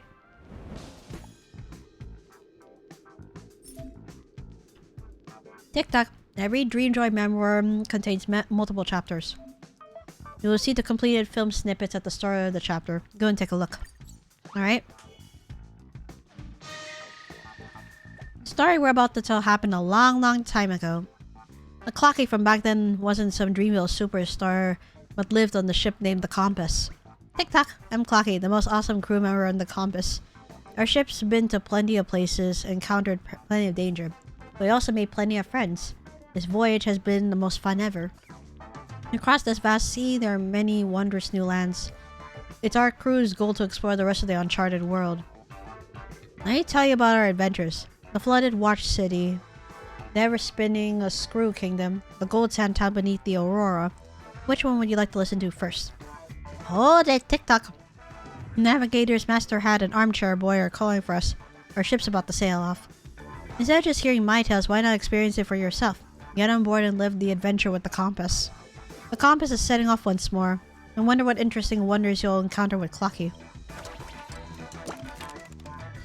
TikTok, this is an unedited story snippet. You'll need to determine their duration. This is the dice that represents the duration of the snippet. Drag it onto the plot content to start editing. TikTok, the different amounts of time invested will bring about different emotional changes and vary the story content as well. These are the emotional inclinations we're bringing to the audience. A good movie should encompass a variety of emotions, and they should never be allowed to hit zero. TikTok, once our film is completed, it will undergo an internal screening where it must meet the specified targets in order to proceed. Well then, well done. Let's keep editing. Golden story snippets represent interesting storylines, which will always increase audience emotions. Gray storyline snippets represent somber storylines, which will always decrease audience emotions. TikTok, we need to dedicate as much time to interesting stories as much as possible when editing. And selecting the dice also allows for quick allocation of the time edit. It's quite convenient. Let's keep editing. Alright. Compass arrives at a small town ravaged by a vicious snowstorm, where a strong gust blows away Master Hat's hat. Clocky sets off in the blizzard alone to try to retrieve the hat. But then on the other one, the compass arrives at a gloomy town shrouded in darkness. Somewhere the sun is getting dimmer and dimmer, making the townsfolk grow despondent. Clocky and his chums set off to discover the secrets behind the disappearing sunlight.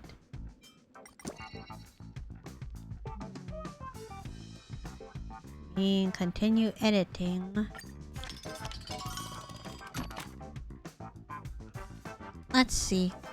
The townsfolk and crew are not fighters, and they're helpless before the might of the bombheads. Clocky has come up with a way to help the townsfolk here. Without any sight, the bleak little town gradually becomes doomed. The townsfolk want to flee with the compass. Out of the despair at the lack of energy and food, Clocky has to help them cheer up.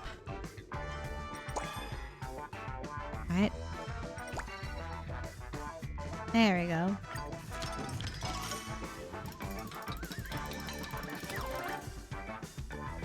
Okay. Screen testing and all that. Got it. Wow, Aliensm is my favorite one. This film is better than drinking Soul Glad, simply too peak. It scared me so bad I broke out into a cold sweat and almost got sick as well. Aha. TikTok, we're about to enter the next stage of editing. Put the story dice in. To reignite the sun over the gloomy town, Master Hat drags the brim of his hat and flies off in the sky, leading the remaining bomb heads up into the dark skies. There you go. Creme de la creme. Alright. Clocky has spent plenty of time on the compass. Many passengers come and go on the ship, but Clocky has never let it stop his own voyage. TikTok, have you heard? Master Hat can't journey with us anymore due to an accident. It may look intimidating, but he actually cares greatly about the crew. He even taught me all I knew about navigation. I'll really miss him. My friend, do you think we'll also have to leave the compass for one day? I really hope that day never comes. I haven't gotten tired of the vast seas yet. Let's go continue on our adventure to seek out even more new lands together. At it. Armed with nothing but his curiosity and a minor hesitation in his clucky cogs, Clocky follows the compass on yet another voyage. What dangers will he encounter on this journey? Will he find a place where he can plant his roots? So let's see. Blue represents normal story snippets. When increasing one type of audience emotion, they also decrease another type of emotion. I see. Now let me see. The compass visits the Mirror Kingdom, which does not welcome outsiders. The crew is stopped outside the palace, and they are helpless with no choice but for Clocky to help them come up with a way out. Let me see. Clocky strolls through the palace by night and bumps into a rather curious Miss Mirror. She's the princess here with a breathtakingly vast knowledge. despite having never left the palace before. Alright. Then... there you go. Time to continue editing. Green represents continuous story snippets, and you need to invest enough time to gain emotion. Then in that case... let me see. Clocky sneaks back to the compass, but he's still thinking about Mirror Princess. It would be great if she could board the compass too. He has yet to realize that Mirror Princess has already appeared on the boat. To catch Mirror Princess, King Frame sends a large number of troops to hunt down the compass, but they have never sailed in the deep blue ocean, and instead tumble to the bottom of the sea, one after the other.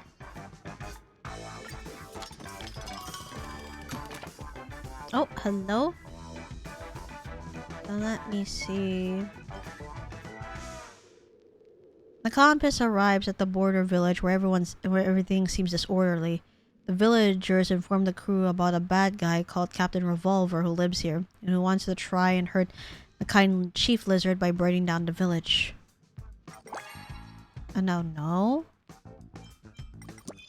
Heck. No, god damn it.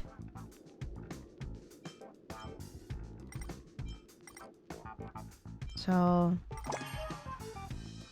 In battle, Captain Revolver tells Clocky a secret, that actually it's Chief Lizard who's the bad guy. He wants to use the fire to back the villagers into a corner and sell off the whole bunch of crocodile traders. Actually, no.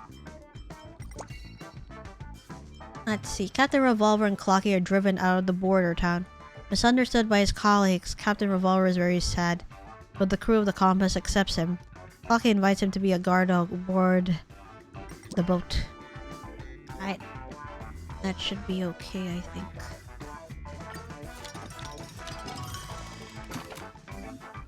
TikTok, golden story snippets can raise multiple audience emotions all at once.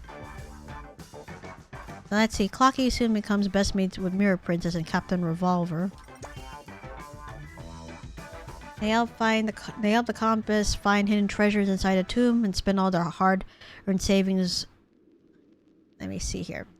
Wait, they help the compass find a hidden treasure inside a tomb and spend all their hard-earned savings on the trip to the zoo. They help the crew defend against the bomb hand raids and flood the compass's repository. What a bunch of pranksters. A letter arrives at the compass. Crocodile traders are inviting the compass to come and discover the town's secret over at Nightmareville. Because of previous steps, the compass... oh, so they continue the storyline as I pick the time. Because of previous steps, the compass has to take on this assignment. As Clocky starts helping Mirror Princess gather information to rush, she discovers that it is actually a prison in there.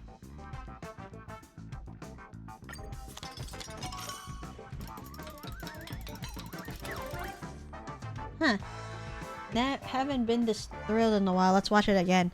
This film is better than Drinking Solo at Simile 2P. Not only was it thrilling, but it's also got flavors of absurdity and satire. This flick is one in a million. It looks like the thrilling part is peak, but I need dramatic and comedic, you know? The night before arriving at Nightmareville, Clocky has a strange dream of a sea of fire, a swath of darkness, a vast wasteland, a glorious paradise. It's a very, very long dream that doesn't stop until Clocky's dial has made 1,111 turns. Jesus.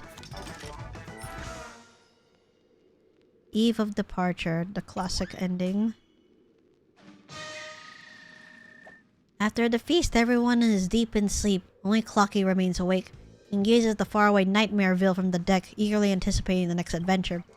TikTok, this whole trip has been super fun. We've gained plenty of new friends on board, like the clever Mirror Princess and the formidable Captain Revolver. But more and more crew members are leaving the compass. Each time we embark on new lands, a bunch of friends will alight. TikTok, why do you think they're abandoning their journey? Have they grown weary of it, or have they found another journey beyond the Great Sea? TikTok, is that the legendary Nightmareville? Armchair Boys said this place is fraught with unknown dangers. But don't be afraid. With me and my comrades around, it'll definitely turn out fine. Sleep tight, friend. We're going to begin our grand adventure tomorrow. Tonight, Clocky has a dream. A very, very long dream. Even longer than any of his voyages. The compass is about to dock at Nightmareville. What challenges will Clocky encounter here? Will he and his comrades save the day? And will Clocky's voyage continue? Stay tuned to the Clocky commemorative film Dreamjoy Memoir Part 2, Dream Scare Crusade. Good. The editing was successful. TikTok, the starter flicks editing is done. Good job. We just got a film reel for extra stories, which are about the supporting characters. Nice. Ah! This is about Brother Hanu.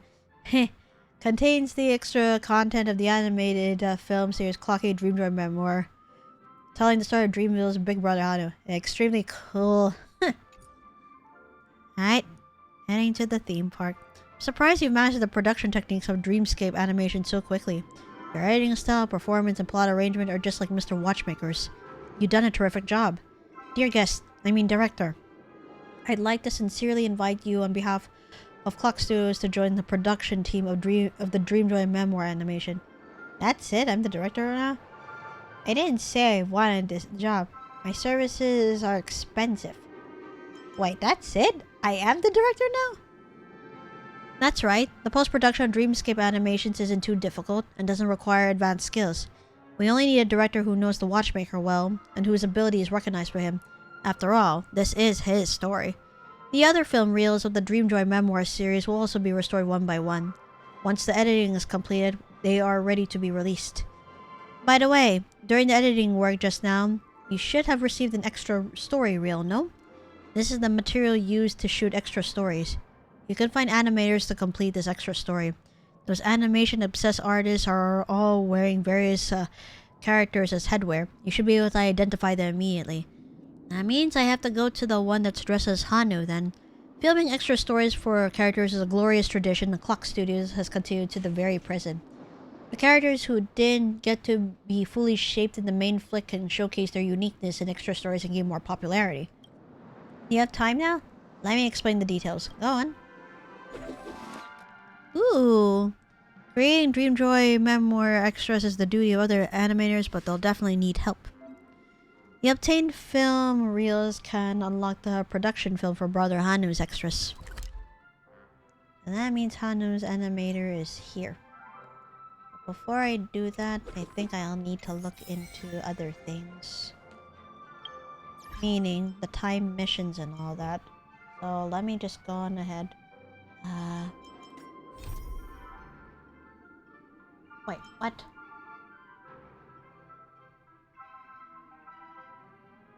Ah, so day for night is completing extra films. And of course, producing extra films with the animator. And I'm gonna go ahead and do the other two events. But wait, Fate's Atlas is coming upon us again. Why? What happened this time? Once upon a Dreamville. Yep, stop clock, day for night, and there's one more. Before I even do that, let me go to the other ones. Apparently, let's see, the Legend of the Galactic Baseballer.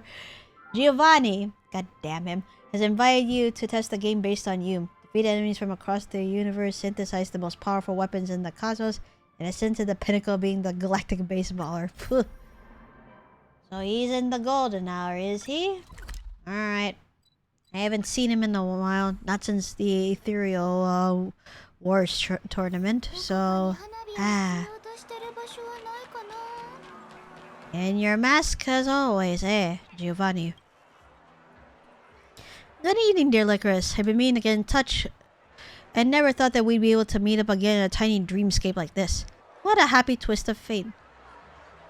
Long time no see, Mr. Giovanni. Wherever there is laughter, there I will be. Besides, I invested in the project here in Penacony, so I wanted to check in on how it was doing. A brand new game, The Legend of the Galactic Baseballer. How about it? Are you keen? Tell me more details. Sounds kinda sus. Now, why does that name sound familiar? Tell me more details. This is the new project that I'm sponsoring in Penacony, and it's a different game from the Ethereum Wars. We use the unique dreamscape tech of Penacony to create a completely immersive experience. And of course, you don't even need friends to play it. It's a single-player game. The open beta is out now. How about it? Want to try out this new gameplay? I am down to play. Let's see what's up. Fantastic. Right now, the Legend of Galactic Baseballer is still under development, and we need more testing to get more user feedback and suggestions. If the Galactic Baseballer themselves is willing to participate in the test, I would be delighted to prepare a gift for you. What say you, Miss Baseballer? I'm all ears. No problem. Please ask me anything. Which part would you want me to begin with? So where do I play it? Great question. We tried developing it in the dream bubble supplied by a sponsor, but content on that dream bubble was a bit too exciting to be made available to the public. What do you made a bit too exciting? Then this time we decided to make things just a tad bit retro. Check this out. You can play without registering. That's the fundamental part of the game when it comes to video games. So what kind of game is this? Let's see. How did we put in the tagline? The cosmos is full of danger and adventure. One day a teeny hero left her home world to conquer the stars. Swing your bat and defeat enemies from across the universe. Oh boy. Find treasures and synthesize the most powerful weapons in the cosmos. Then finally ascend to the pinnacle of the galactic baseballer. The story pays homage to a baseball bat user who recently became very famous across the cosmos. It's based on reality with a pinch of fantasy and just a hint of absurdity thrown in. I think you're gonna love this story. Oh god. Is there any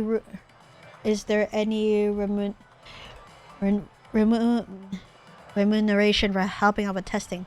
Of course! Test rewards will gradually unlock as you progress through the game. Oh, please don't look at me like that. It's a business after all. This isn't a charity. Get on? Fair. But trust me, you're going to be happy with the rewards. That's all the questions I have. Alright, well, a picture paints 1,000 words. I can talk all day or you can experience it for yourself. The game console is right over here. Don't worry, your progress gets autosaved and you can come back to play anytime. Feel free to ask if you have any questions. Happy gaming! Oh god.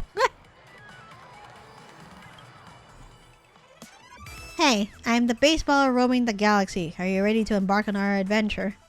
A shooting star has sent word that deep in the bowels of the vast cosmos there hides an ultimate bat that everyone dreams of having.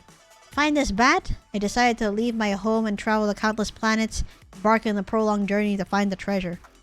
There are many factions interested in the ultimate bat, so I have to defeat all my foes I meet to progress onward. Now my ship is about to reach the initial planet. Let us start our exploration.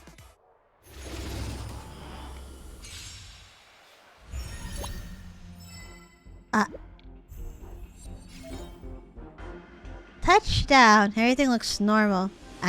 There are already enemies incoming. Things are urgent this time, so I already prepared a team for you. Got it. Gotta give it your all since it's your first time on the field. Let these enemies see what the baseballer can do. Defeat endless enemies to gain experience and raise the baseballer's level. Well.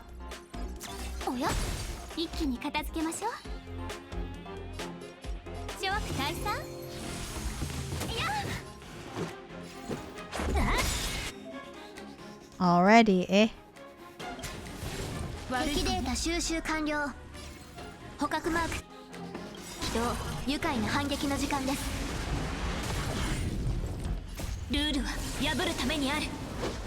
Alright. Time to blast everyone and everything. Level up. You get stronger when you level up. Oh, these are weapons you'll encounter along your journey. Every upgrade will give you a choice. Weapon possess different types that can inflict type damage and also reduce enemy toughness. This ranger's longbow will attack after the team unleashes an ult. Suits us pretty well. Let's choose that one. Alright. Hehe, build up your energy for you. Try out the new weapons power. Alright, get on it.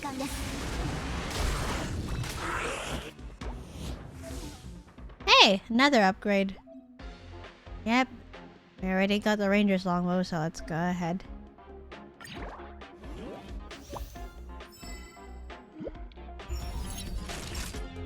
Sending in everyone, I assume.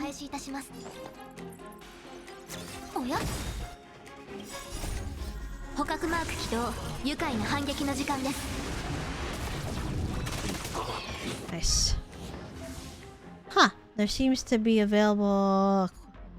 new equipment available. The blue grid has accessories inside it. Accessories can provide bonuses for weapons for your team. Don't hesitate. Select this accessory. Lightning Storm Shackles. Wind and lightning damage dealt by allies. Allied weapons increased by 30%. 諸悪退散。千の珍奇を持って鼓舞を一心同期。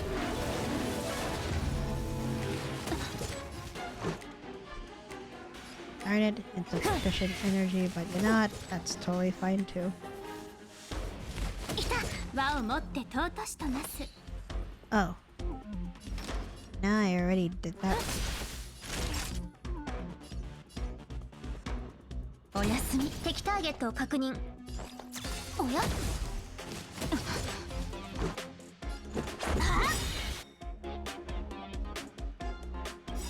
敵データ収集。捕獲マーク起動。愉快な反撃の時間です。 Yep, continuing the Rangers long over this one.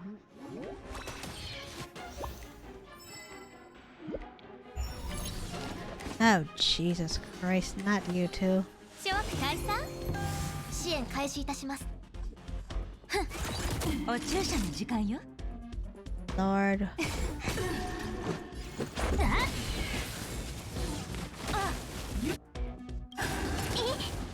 ルールは破るためにある。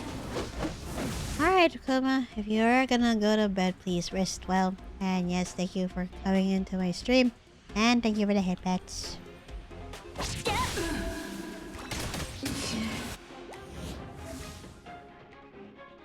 Don't see the Ranger's longbow this time.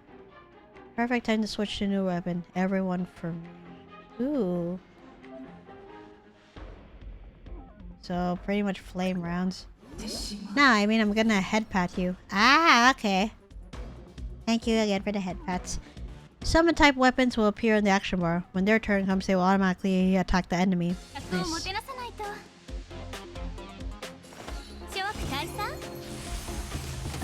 敵ターゲットを確認。まだ立ち上がりますか？敵データ収集完了。捕獲マーク起動。愉快な反撃の時間です。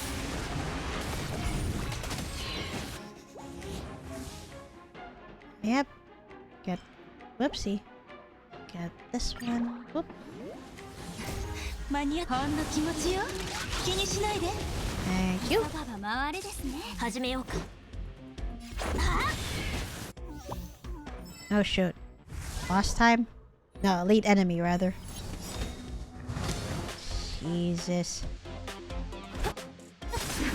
千の珍奇を持って一心同期。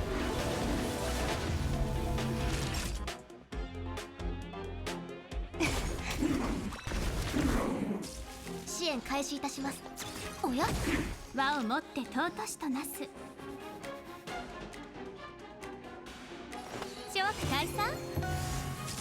即戦即決でいこう。はっ。ルールは破るためにある。 It's been a while since using... You know, physical trailblazer. There you go. So if we max out the Ranger's longbow...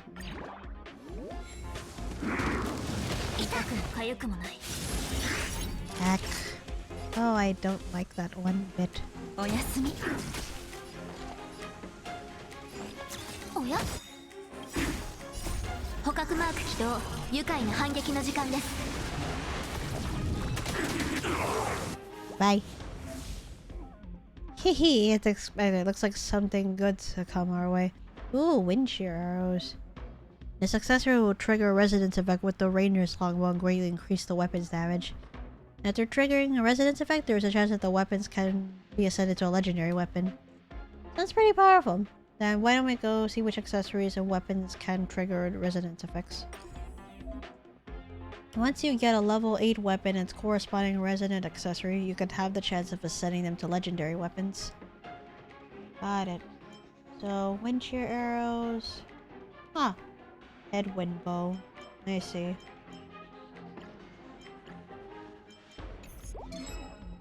So select some wind shear arrows and push towards getting our first legendary weapon. Got it.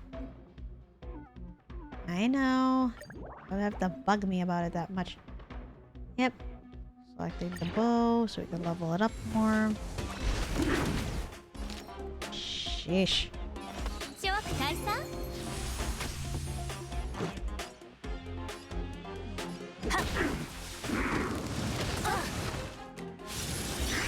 Achoo. Jesus. 千の珍奇を持って一心同期ルールは破るためにある Whoop.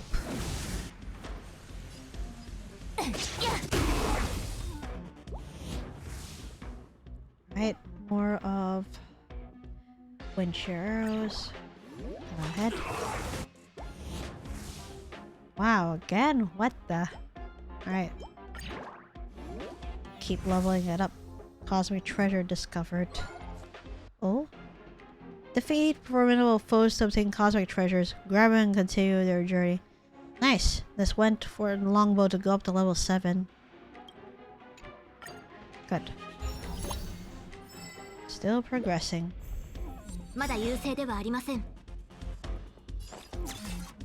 おや捕獲マーク起動愉快な反撃の時間です Bye. Let's see, gunpowder ribbon. Rainbow bat. All or nothing. Hmm.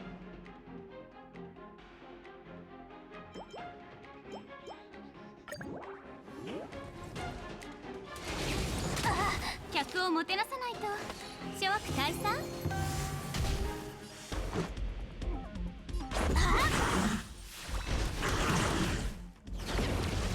Heck. おやすみおや敵データ収集捕獲マーク起動 You're 愉快な反 done. 撃の時間です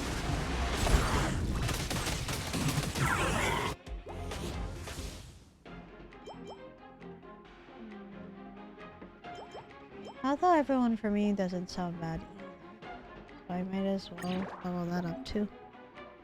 Weapon's about to reach level 8. You are one step away from getting a legendary weapon. There you go. 輪を持って尊しとなすはっ即戦即決でいこうルールは破るためにある Yep. あっやっ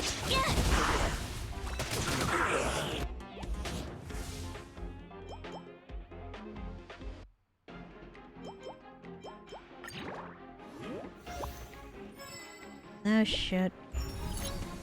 Nah, crap. But hello? Oh god. ほんの気持ちよ気にしないで急がば回れですね支援開始いたしますおや客をもてなさないと諸悪退散千の珍奇を持って一心同期始めようかはっ輪を持って尊しとなすおや Right. 捕獲マーク起 There 動 you go. 愉快な反撃の時間です Bye. 悪い子ね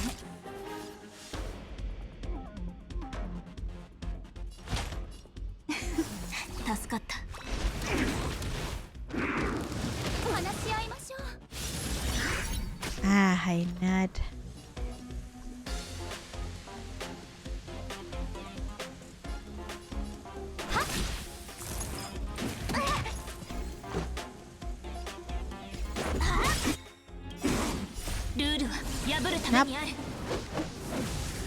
Smack.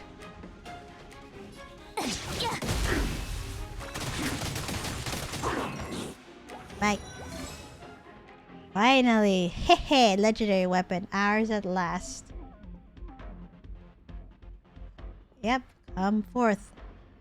Edwin bow. Good. Legendary weapon obtained. Now come try it out. Alright.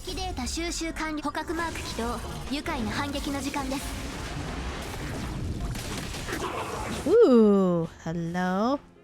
Let's see, everyone for me. All or nothing. Rainbow bat. Huh.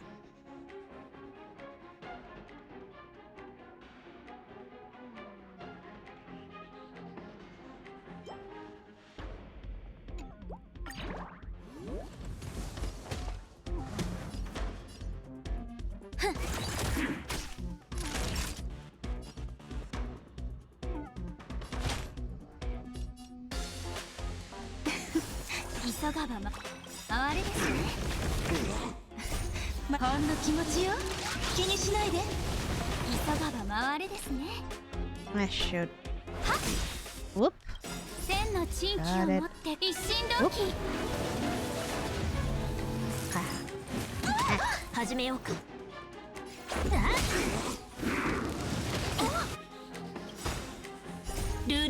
Activated the trap card, yes, son of a bitch.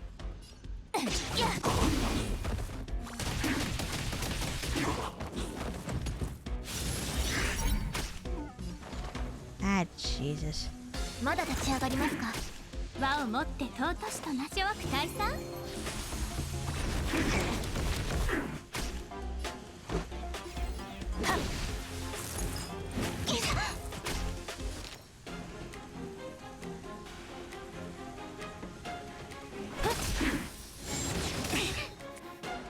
It's okay. I got it.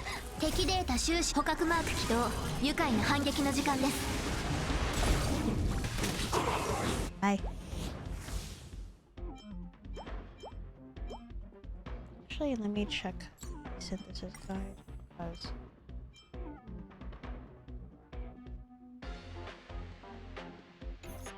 you know what? We good to have another weapon too, so go.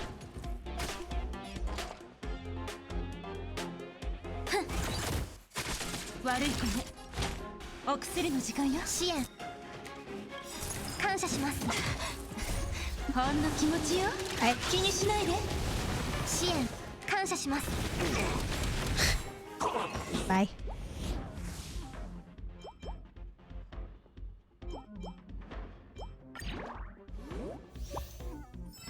Oh shoot, here we go. Boss enemy. Ah, why? Looks like that's the strongest enemy on this planet. We have nothing to fear now. Use the legendary weapon we got to demolish all enemies. I mean, I'm not that worried about it.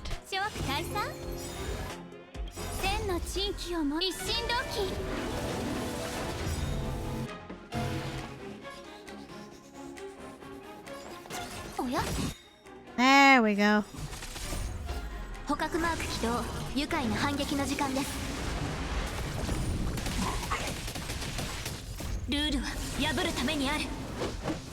Okay.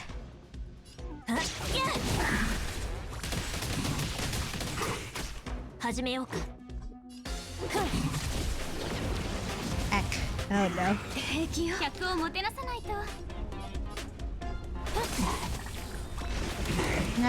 Nope. Ah. I'm not that worried. There you go.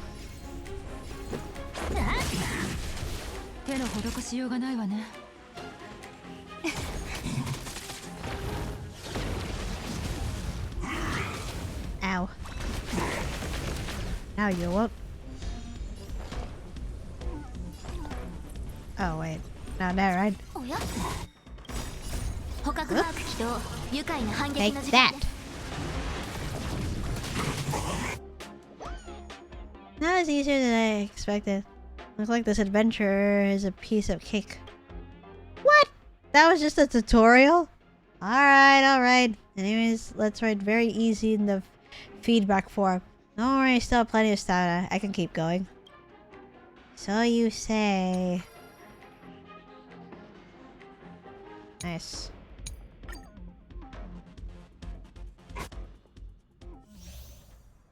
Ooh, all this equipment. Hello? Fire, icy fire extinguisher, storm gale hammer, scoundrel's kindness, made for everyone, ice fire talisman, disco baseball, oh dear, greed of the sublime. Ta-da! New weapons and accessories unlocked. You might encounter them in future adventures. Before we officially depart, I have good news to announce. Due to our fantastic performance on the initial plan, the Galactic Baseballers got a bit of a reputation now. Applause, please! Complete the corresponding challenges to obtain cosmic reputation, increase your reputation rank. Let's see what goodies are here. Nice. And this is up to... Oh, okay. I need to complete this over time as well. Now that you've claimed your reward, it's time to get on with your adventure. See that red planet? I heard it was once full of antimatter volcanoes, but is now covered in blooming roses. Heh, sounds suspicious. Will you find a clue for the ultimate bat there? Go check it out. Before we go, let's review some basic adventuring techniques. Defeat as many enemies as possible to raise your team's level within the allotted cycles. After your team level goes up, you'll be able to choose one of the randomly drawn weapons or accessories. Remember to prioritize a weapon upgrade and find the corresponding resonant accessory. After obtaining a level 8 weapon and its corresponding resonant accessory, you can then select to ascend into an impressive legendary weapon. Having accessories with the corresponding stats or trait boosts will enhance a weapon's effectiveness. Make reasonable weapon accessory combinations to obtain stronger combo effects. Got it. Let's see. Got that all done? Good. Let's go. The best cosmos awaits. Let's see. From now on, you'll need to push forward using your own power. Don't worry. I'll always be with you. So, I spike Ocolia and Argenti in here. Oh dear. Let's see the departure gift I prepared for you. Before beginning the adventure on this planet, I will help you get an initial weapon. Yeah, everyone for me is another one. Additionally, the team bonus has also been activated. Every time you level up in battle, the team bonus will be strengthened. Build your lineup based on the enemy situation. Do all you can, let the name of the baseballer echo across the cosmos. Let me also check the other event then, involving Clocky. Unless I unlocked that already and it had to do with me editing. It looks really fun though. You know, Legend of the Galactic Baseballer and all that. Yeah, let me check what is that other, let's see. Was it Lieutenant Maysville? No. Hold on. Let me check the oops. Travel log first. Oh no, the Dreamjoy memoir, aka the editing was that. Alright. Well, let me see the rewards that I will get. Alright. Yes.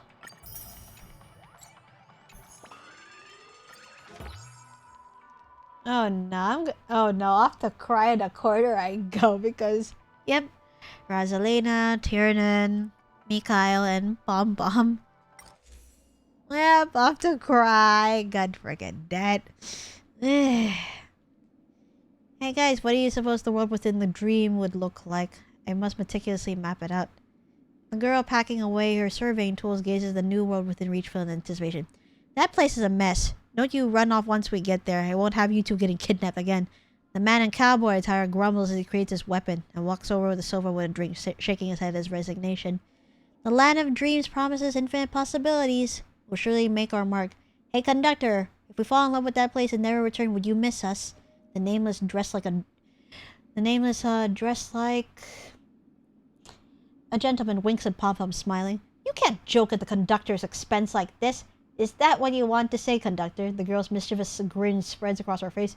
You guys are so mean. Bubbles drift up and down the glass as the express fills up with joyful laughter. The youthful silhouettes of these nameless get gradually swallowed by memoria. Have a safe trip, please. When the conductor turns their head, the express is already empty. The conductor stands frozen, the scene hauntingly familiar, as if lived through countless times before. Oh, Pom, I wonder if you got so lonely. Especially once Hakivili had died, and you know, Himiko eventually coming to the Astro Express, but it must have taken her quite some time. Or, or tomorrow's journey. Nope. Okay, I'll have to cry. Bye. Alright, go ahead and continue editing because I feel like I want to be motivated by a little bit. You know, in terms of editing, because once you get the hang of video editing, it's fun. Hello, Hanu. Pisces asked me to find you and make the extra stories. I'm not ready yet. Quit it. Director, it's not that I look down the shop, it's just that there are a few things about the Brother Hadu story that still bug me. Tell me, what kind of person is Brother Hadu exactly? Even people who know nothing about history should still have heard of who Brother Hadu was modeled after. Nunue, the one who liberated Penacony. He was the one who broke the IPC's hold over the prison named at Penacony. Yet Penacony has never seemed to thank this hero, and I don't recall ever seeing his statue or hearing his theme song in the dreams. Maybe he never no, maybe someone's out there hiding a story. It's more than likely. The mighty liberation of Penacony was carried out by a lowly crook. If they couldn't steal his thunder, you can bet the family would want his name struck from the dreamscapes. But if you want to tell a tale about Brother Hanu, you'll have to understand a little more about this mysterious character. He spent a long time gathering up info to find out what kind of person Hanunoe actually was, but I somehow turned up 3 different stories. What were they?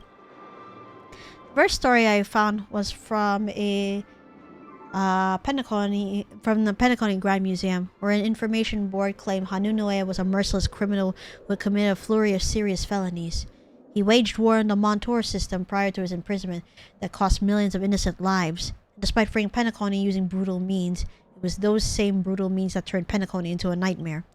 The executed corpses piled up high as mountains under his cruel regime, with war and disaster ravaging the world. Lots of material in the museum recounted horrors of the time, and there is probably no reason for the family to have faked any of that. So, what was the second one? The second story I heard was from a history professor at Paperfold Academy, who told me Hanunoe was a righteous and selfless hero. According to this professor, Hanunoe had been set up and wrongfully imprisoned. I think this is what I heard too. He was a kind and courageous Harbeck werewolf who could not bear to see his fellow inmates suffering.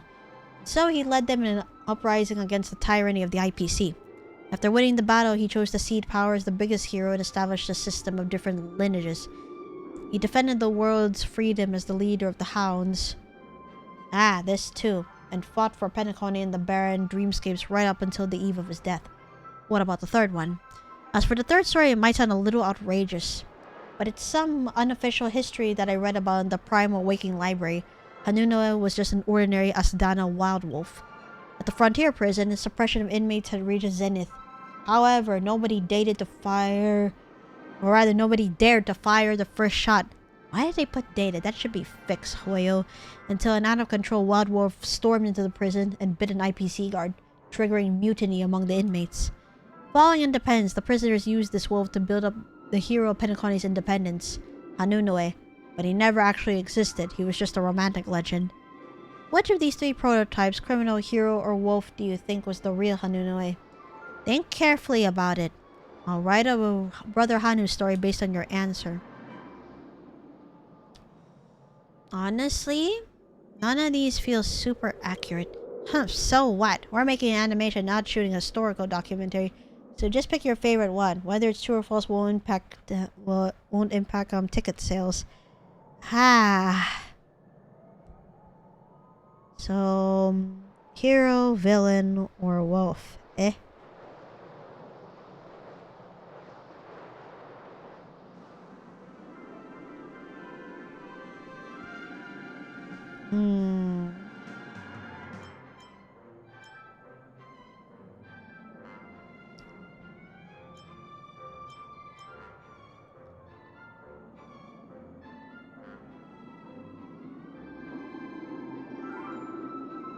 Alright. If anything, well...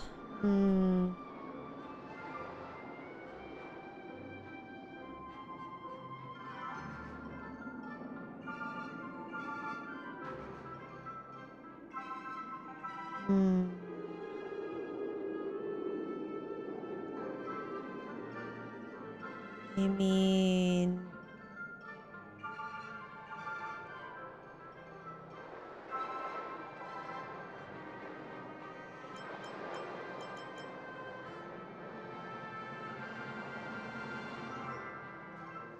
Huh.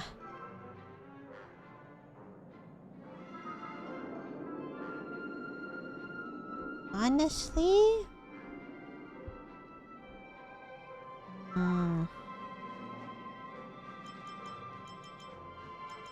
Merciless criminal, because I don't think an Asdana wolf would be it, because first off, he was not...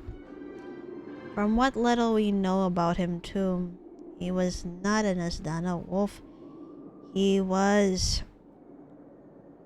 Last I recall, he was a Harbuck wolf. So...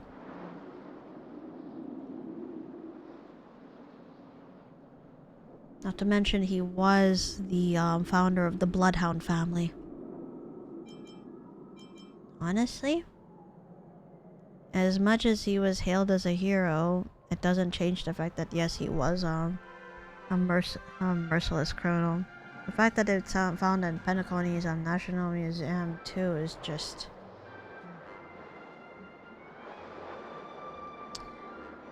I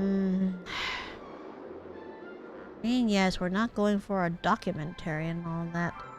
Plus, this is the 500th year Clocky's anniversary, so I think a righteous, selfless hero it is. Got it. Brother Hanu's definitely got a pair of kind eyes beneath those cool sunglasses. Alright then, I'll write this Brother Hanu extra story based on the idea you picked. The Hanu animator started scribbling down an extra story about Brother Hanu. It's done. Our extra story is going to be a bestseller. I'll leave the script in your good hands then, director. Keep exploring for more Brother Hanu's stories inside the Dreamjoy memoir. The animator begins to promote the extra story of Dreamjoy memoir in which you are involved, attracting the attention of tourists. Why? Oh my god. The extra commercial is done. Time to continue editing Dreamjoy memoir. For Brother Hanu's extras. An extra story of the Clocky Dreamville animation series produced by Clock Studios explores the past and future of various characters of Dreamville. Note, the story takes place in a different timeline from that of the main series.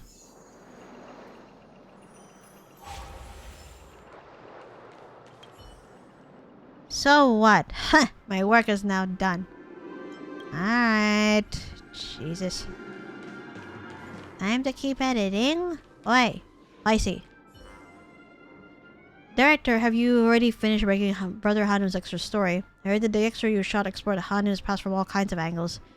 The animator for Brother Hanu's can't stop praising your narrative skills.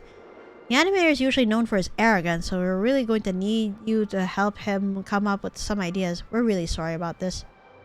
That's alright. And the director sure is considerate. The repeating that's the fall is still editing the movie. Refurbishment fund of the theme park, the fate of Clock Studios, Mr. Watchmaker's expectation, the future of Clocky. They are all in your hands, director. Oh, sure. No pressure, alright? Jesus.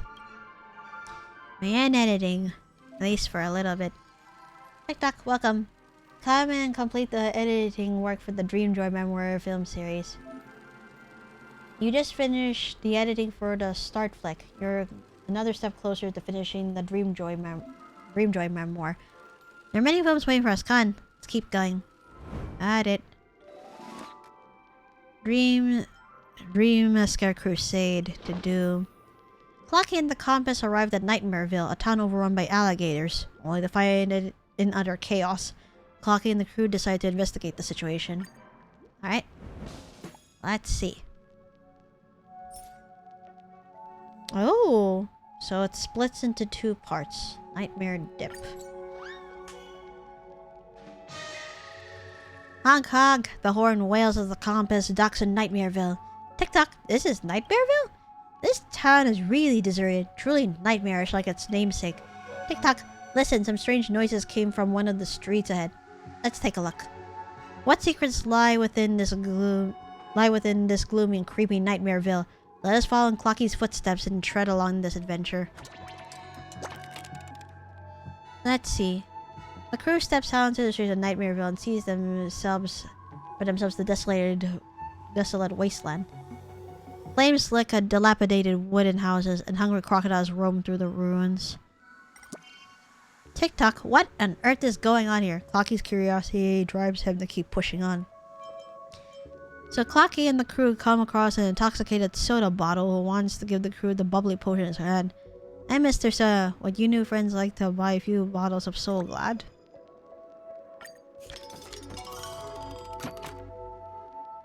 Let's see.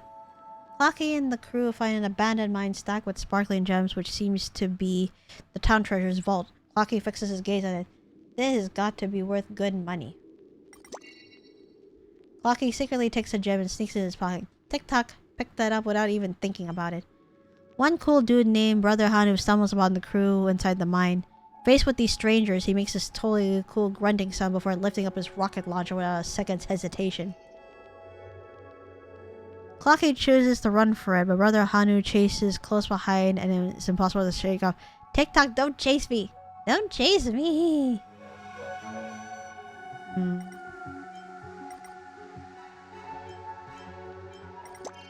Like, what happens if I do that? Like, Clocky doesn't care about the crew telling him not to do this and instead takes many gems. Tick-tock, you don't really think about those stuff when you usually open up chests, do you? Let me see. Clocky chooses to beg for mercy, but Brother Hanu arrests everyone. Tick-tock, or dancing to the jailhouse clock. We're not doing that. I'll just leave it as it is. What the...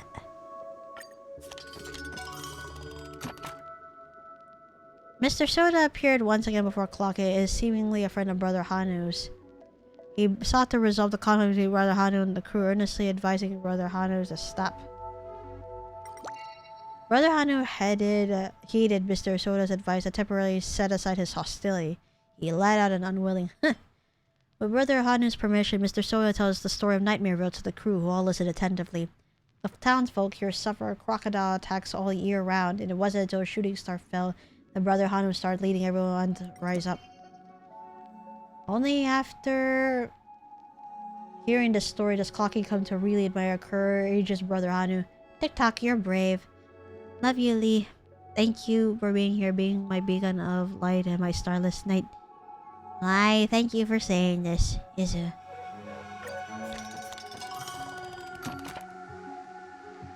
Oh, hello? Let me see. I need it to be more dramatic, so that means... Huh. Hold on. As the crew is talking with Brother Hanu, many crocodiles storm their way out with a massive crocodile leading all of them. Brother Hanu tastes the wrath of Boss Stone. Oh dear. I see. Mirror Princess was seriously injured during the battle against the crocodiles, and her mirror has been covered in scratches. She falls into a deep sleep and her life hangs in the balance still. Oh darn it.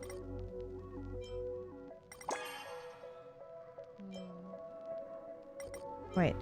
At night, Bosstone launches a sudden ambush of Brother Hanu's stronghold. The crew and townsfolk have nowhere to retreat and are forced to fight off the wicked crocodiles.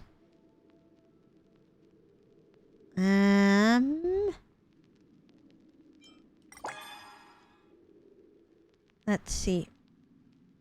Faced up against a boss stone with his superior numbers, Brother Hanu knows that they are outnumbered and flees alongside everyone else. And when putting it here, without saying a word and with complete disregard for personal safety, Brother Hanu plucks herbal medicine out from the crocodile's jaws and heals the princess. But this isn't a romance drama. The princess doesn't fall in love with him or anything. So then here, faced with combat, Brother Hanu lets out nervous to make everyone start to feel uneasy. Like, what happens if I...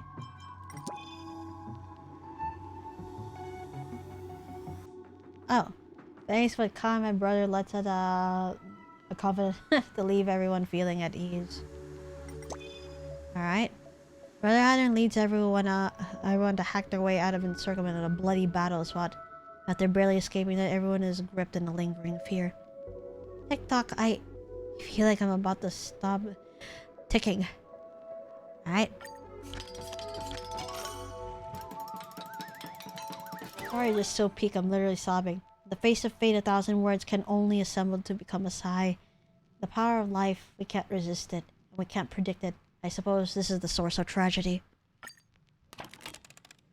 Clocky and Brother Hanu temporarily defeat Boss Stone, but if the crocodiles don't leave, Nightmareville will always remain locked in nightmares.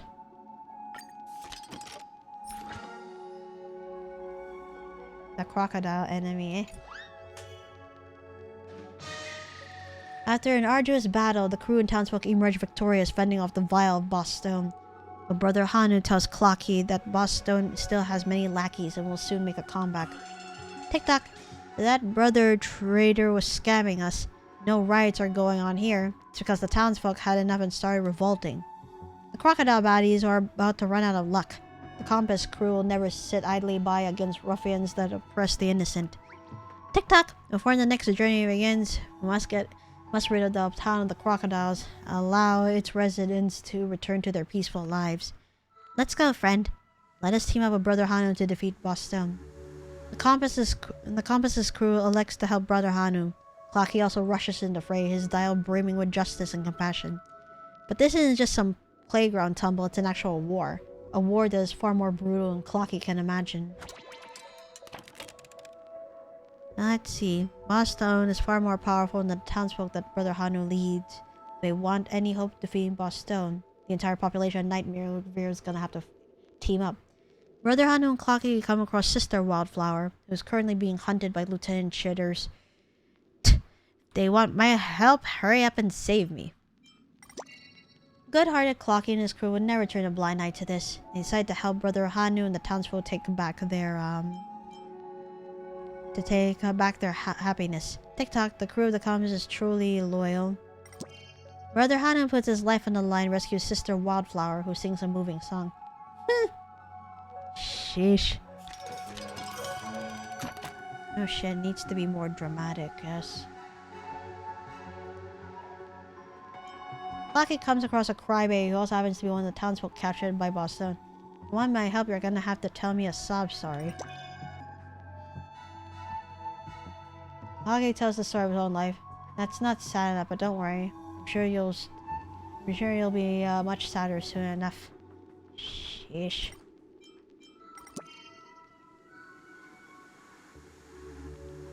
Clocky tells the story of Asterad. That's a real tearjerker. I hope you'll be even sadder in the future. That's not nice to say, I know. Clocky meets shopkeeper Leaf, who used to be one of Boss Stone's lackeys. If you want my help, tell me what's in it for me.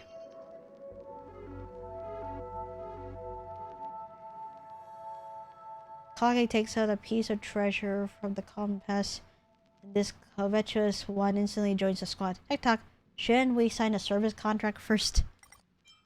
Now what happens if I go here? No. It needs to be more dramatic, so therefore... no. Nope, sorry. The switch. There you go.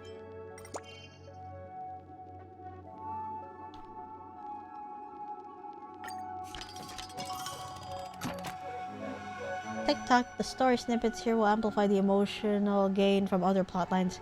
Keep in mind to make good use of them. Got it. But before I continue on again, I'm gonna take another 5 to 10-minute break. Need to get more water anyway because I ran out. I want to snack on something real quick. Alright, I'm gonna go ahead and be right back.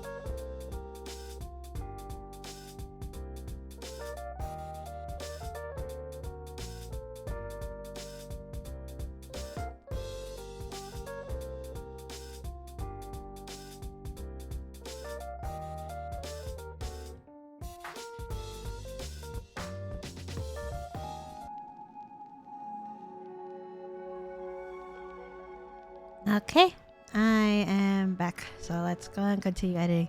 Seeing Brother Hanu's squad gradually grow, Boss Stone starts to become worried.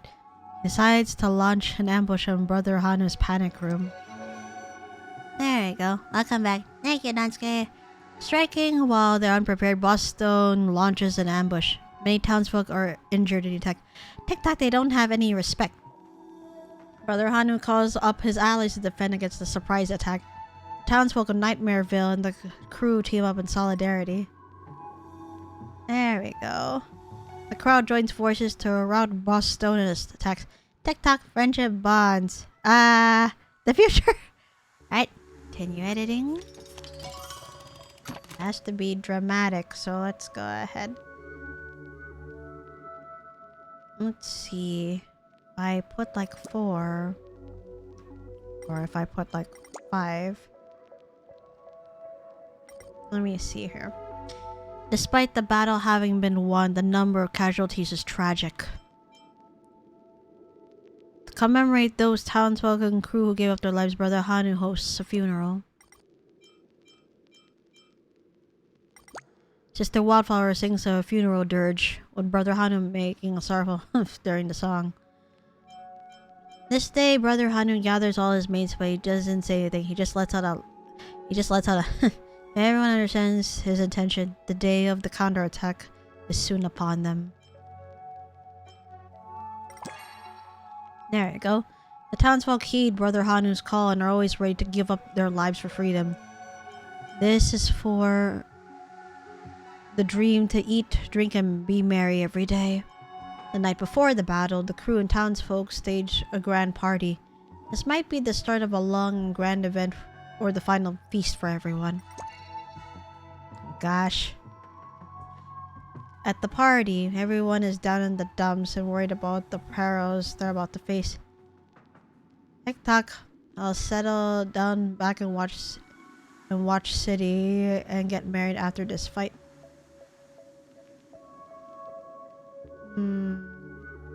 But it is meant to be dramatic and all that, unless... Let's see, what happens if I...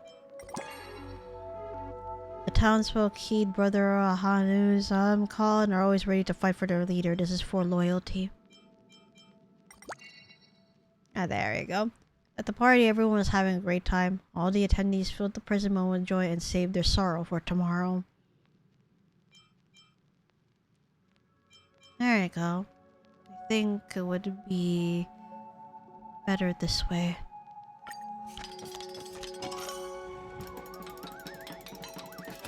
After selling Soul Glad and Pentacling for all these years, I thought myself dried of tears. Screenshot ratings released 9.9. Good.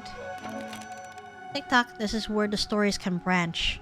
The dice you invest here will push the story towards different endings.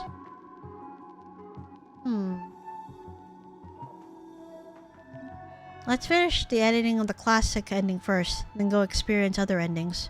You know what? Fair. During this battle, Nightmareville pays a heavy price in defeating Boss Stone.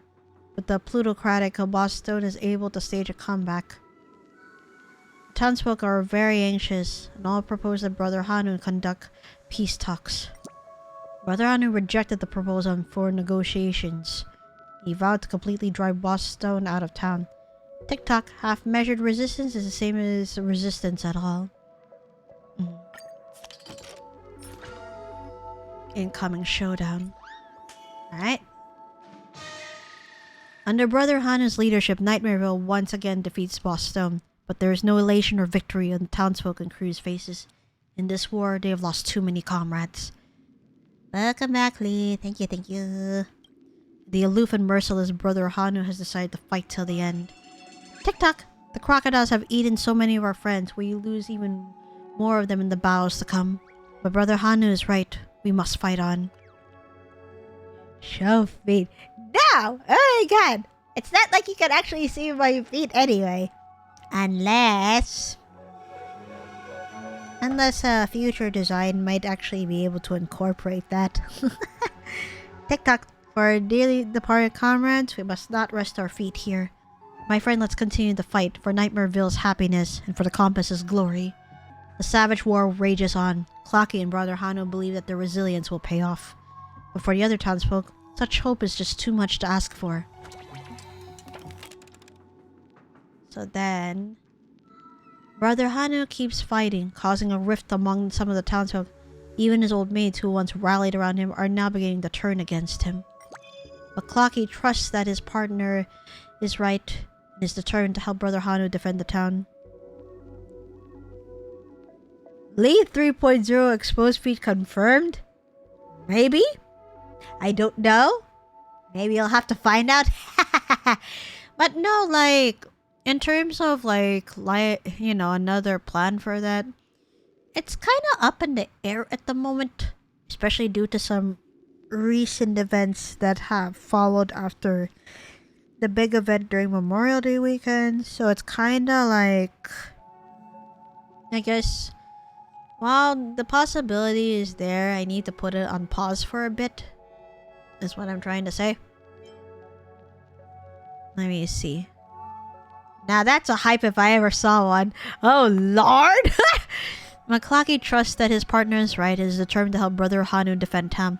Tick-tock. Even once all the soul glad in the world has been drunk, you still have to be the top dog of Nightmareville. Facing such a chaotic turn of events, some towns will choose to defy orders to become lackeys of... What? Lackeys of Boss Stone. While the others choose to start from scratch and become the next Brother Hanu. Brother Hanu feels very lost. He never expected his persistence to lead to everyone's betrayal. Fine, he did think about it, but he doesn't regret it. Oh man, that's a painful thing to... Oh man, poor Hanu. But we have to keep fighting. Let me see. Mr. Soda is still hanging around Brother Hanu and believes his soul like can one day pull in more profits than even Boss Stone. On this day, he leaves the house stone cold drunk and wants to sell shopkeeper leave some of his soda. Mr. Shopkeeper hates Mr. Soda so he harshly kicks him out. Ever see anyone water their garden with soda? Huh. Oh no. That's supposed to be a I need to decrease it just by a bit. At night, Brother Hanu appears in front of Clocky's house to talk about some dreams he's been having. But Brother Hanu only lets out a Somehow, Clocky completely understands what he means. Brother Hanu's wish is to turn Nightmareville into Dreamville. Who isn't filled with inspiration upon hearing that? So, we happen to talk about feet. Alright, hold on. I have not done this redeem in a bit, and that requires me to go shrink myself and all that. Alright. Okay. I need to have your name here, Yuzu, which is here. Alright, let me do this. I haven't done this in a while. So I just go on ahead. To make myself tiny. There you go. How tiny am I right now? Let me check an obvious. Oh, I am super tiny. Let me... Well, this is as tiny as I'll get. But it's totally fine. But hold on. Let me just go ahead and... Oh no. Wrong thing. Where is it? Oh, there you go. That... I am stepping on you. Yuzu. Canon height Lee, finally. You shut it! I don't want to hear that! Never, ever, ever, ever, ever. Ever! It will not change the fact that, it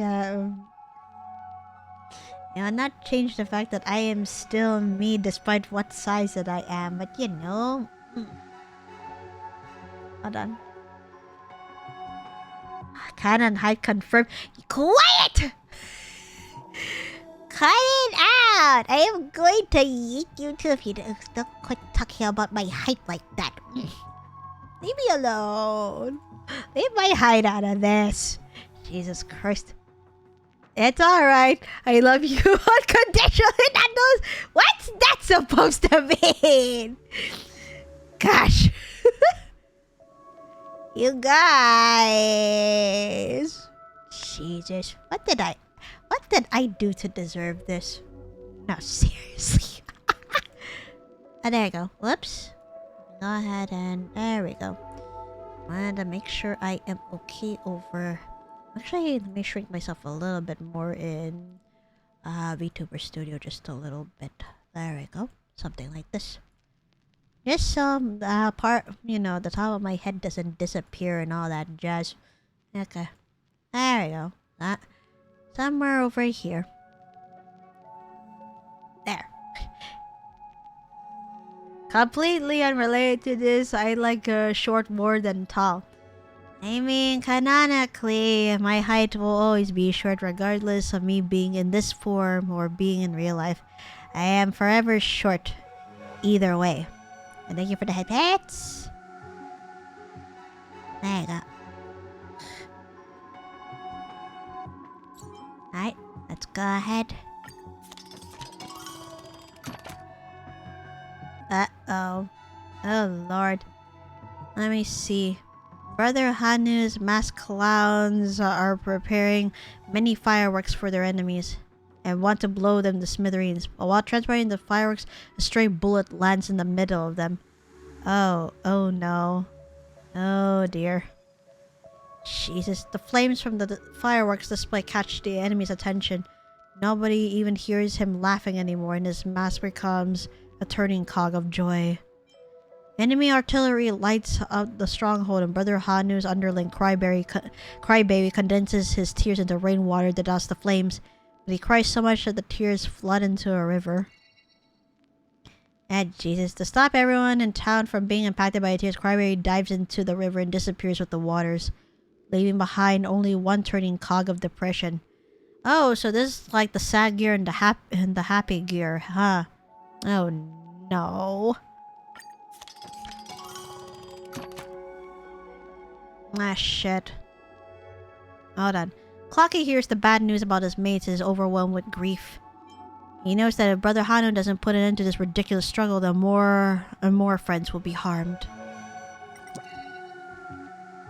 Clocky remembers the times he used to spend with the masked clowns and crybabies. Hatred rushes up onto his clock dial, transforming into a turning cog of rage. So, anger. TikTok war. Revenge. Brother Hanu encounters a traitor in the military ranks, whose intel only ends up betraying the masked clowns and crybabies. He points his launcher into the air and takes aim at the traitor's head. Wait, that did not... What? Before Clocky is able to speak up, Brother Hanu has blown the traitor to pieces with his launcher. TikTok. Whoa. Nah, let's not. Let me see. There we go. Clocky remembers the times he used to spend with the masked clowns and crybabies. Wrath rushes up onto his clock dial, twisting and spinning into a cog of rage. Tick-tock, kill, kill, kill. Short, good. Easier to dodge. Well, you may be easier to dodge, but it's not like I can't catch your shins, right? I see, it's supposed to be an even number. There we go. Brother Hanu decides to spare his life thanks to exhortation of Clocky. TikTok, let him have his life, or forces could use him. Alright.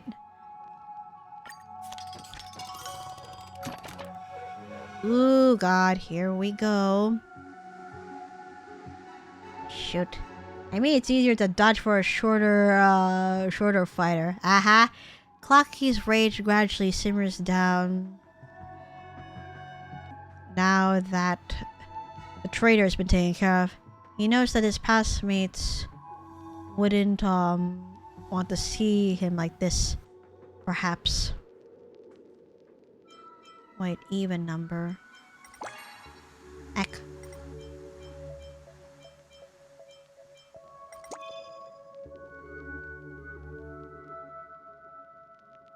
Clocky recalls all the laughter and tears the two of them shared in the past as it gradually calms down. The cog of calmness begins to spin.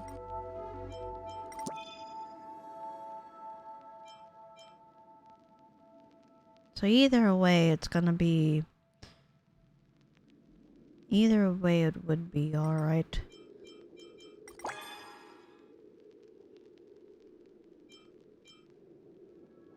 Just got upgraded to a smartwatch. Now, let me check what will happen.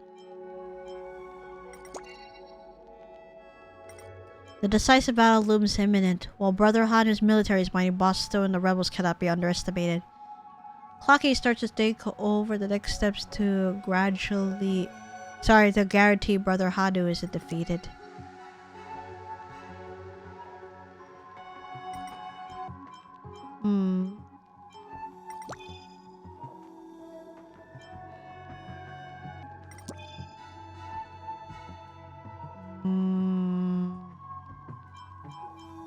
The night before a decisive battle, Brother Hanu has a strange dream. Witnesses a storm, a huge tree flourishing, a lofty skyscraper being built in a vast wasteland, then a clock being buried underground, before finally a song of tranquility.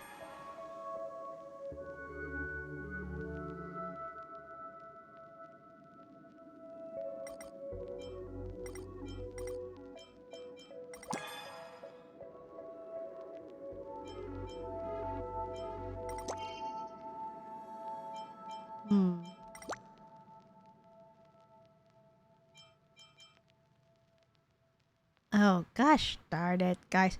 Wow, the dramatic went up until 100. Fucking hell, okay. I'll take that then. So Clocky thinks about nothing at all and gradually calms down. The cog of calmness begins to spin. Tick-tock, I just got updated to a smartwatch. Good. But then here, Clocky's hands are spinning around and around and he still isn't able to think up of a good idea. Tick-tock, don't worry. Let's just do it. Oh lord. Brother Hanu wakes up. He sleeps in the same room as Clocky, and due to his loud ticking, Brother Hanu isn't able to remember the contents of his dream. What would happen if I... But no, this is the best I can get in order to max out the drama. Let's go ahead.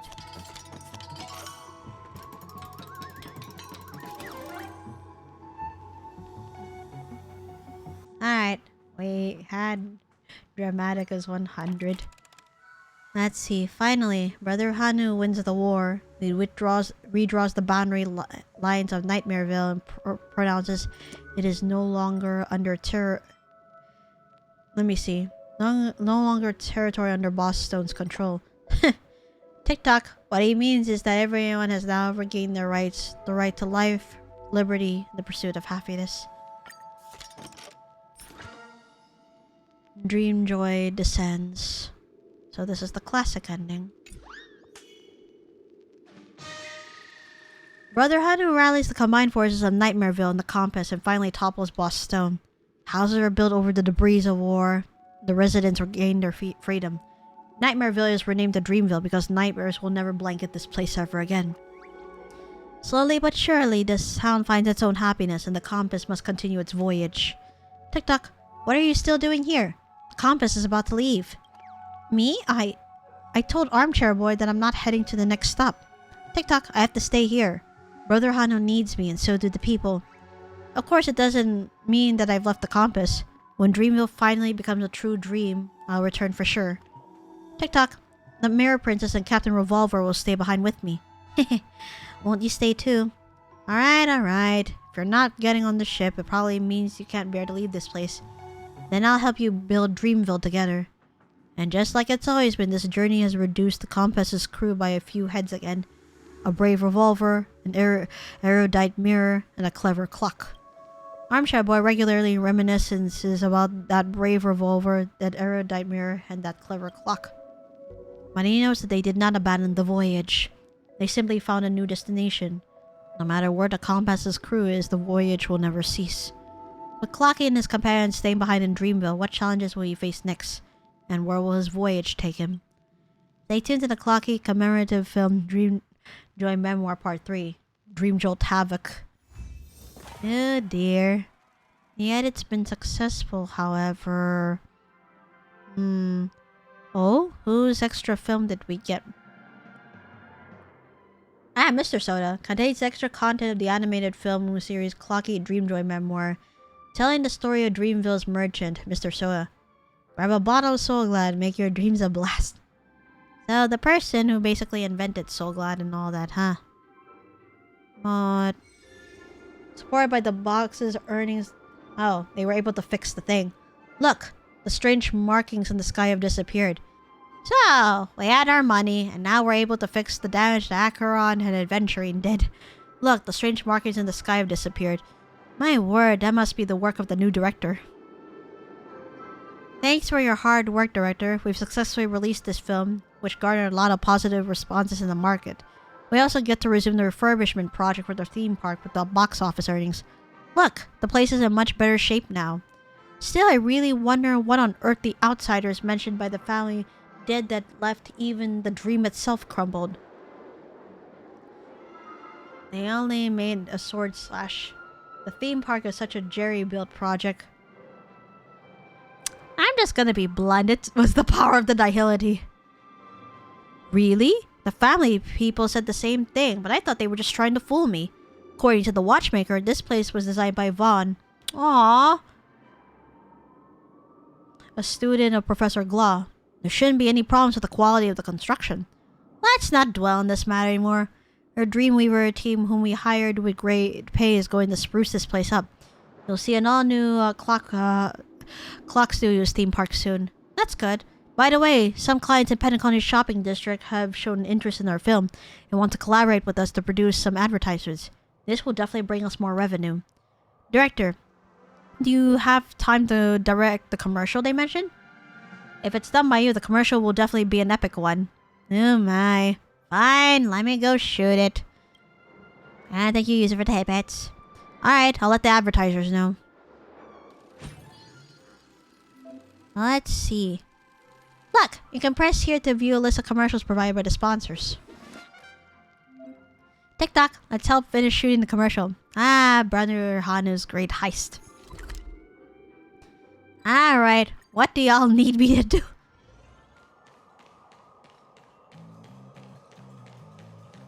Yup. Item wear and tear, manpower costs, filming expenses. Alright, also gotta factor in the duration. But the set of expenses is... No, we've exceeded our budget. Where can I shift things around? Icy asked me to film some adverts here. Hold on a sec, I'm calculating the total expenses for this filming collab. Sorry to make you wait. I'm the agent for the 12 Hours Business Street. I've come to speak to you about working on the commercial together. You're the director of Dream Joy Memoir? Just in time. Please take a look at the script for this commercial. Brother Hanu's great heist. The story is set in Dreamville. The main thing is to have our brand's imagery and Brother Hanu from Dream Joy Memoir be in the same shot. It's a win-win for both sides. Everyone's at their marks now. You can start filming whenever you're ready. No problem. Action. So what do we do? Let's see. Hanu Rescue. Transform into Brother Hanu, avoid the monsters along the path, and rescue the billboard employee. So let's see. Clear the current challenge and escape with the billboard employee. After transforming into the little Brother Hanu, get hit no more than 5 times. Accidentally injure no more than 1 billboard employee with the Hanu rocket. Oh dear. I heard sirens for a moment. Wait, what? Where? Let me see introduction. The townspeople of Dreamville, hired by the corrupt Boss Stone as employees, are relentlessly exploited day and night. Their cries of discontent echo throughout the factory. The hero of Dreamville, Brother Hanu, will infiltrate Boss Stone's factory and help the employees regain their freedom. Alright, let's see how I'll pull this off.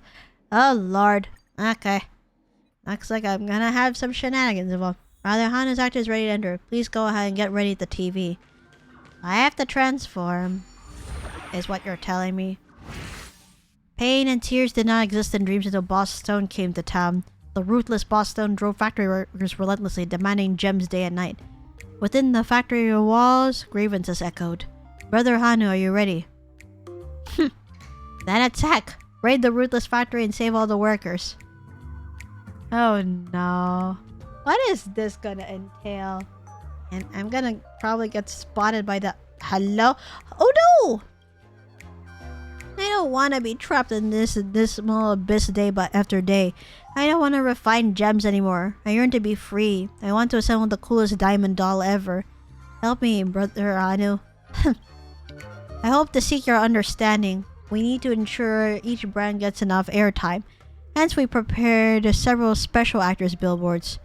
Thank you, thank you. But other than me, there are still a few more billboards trapped at the factory.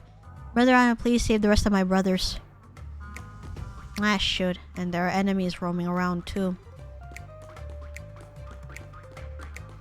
Oh, nope. Shoot. Oh no.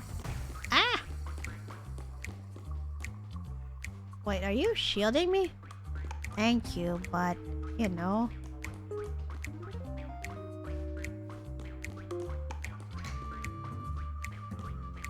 Oh, Lord.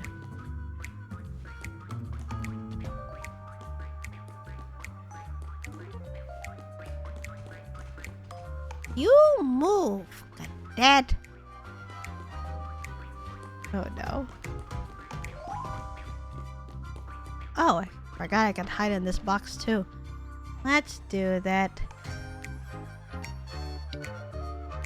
Lord. Okay, I can get out now.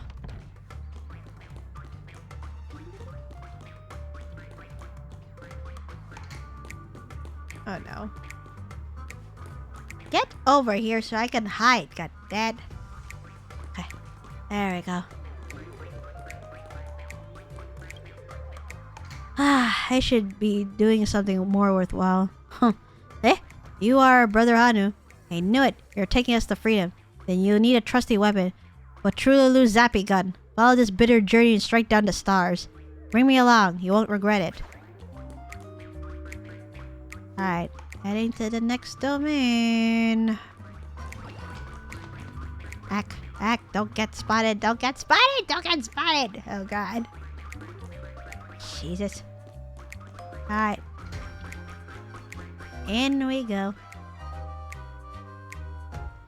Ruthless guards are patrolling the floors. They won't spare any intruders. Be careful. Brother Hano, the real danger, has just reared its head. Are you frickin' serious? How strategic.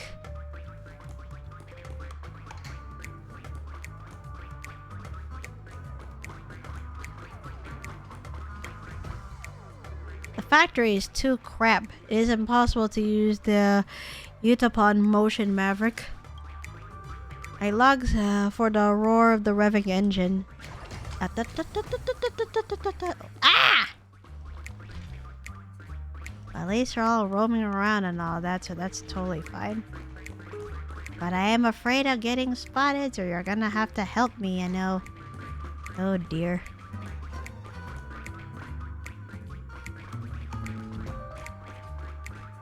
Wait. First off, let me go to this one. Oop.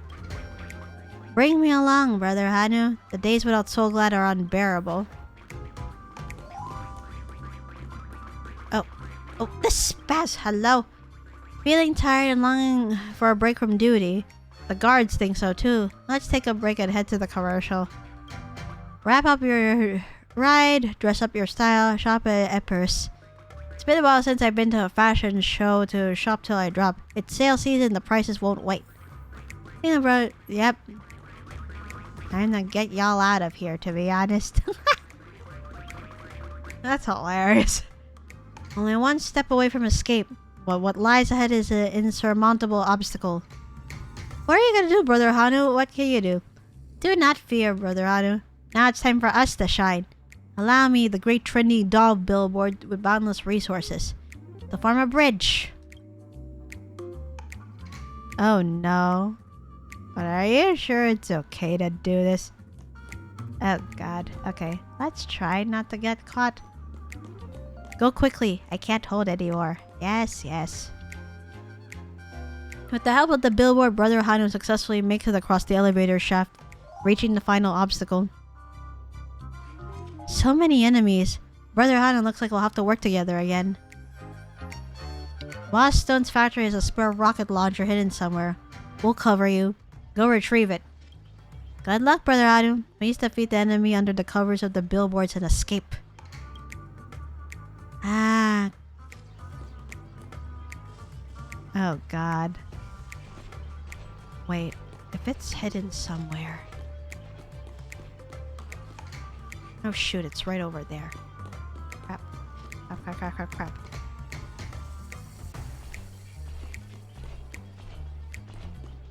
Are you? Ah, fuck. Okay. Never mind. I am a dum-dum, so let me just go around a little bit. Make sure they don't friggin' see me or else. Shoot.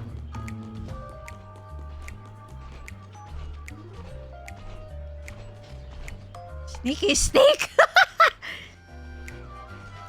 I mean, if Metal Gear Solid has taught me anything, to be honest.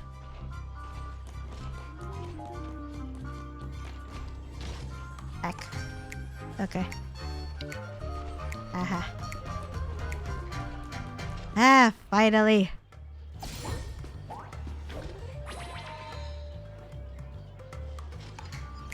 Just pull the trigger and start firing the pursuers. Pew pew pew. Oh no.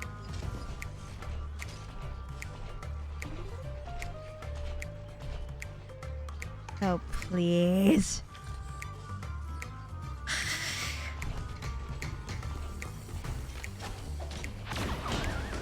No! Ah! No! Ah! Well, at least I got it.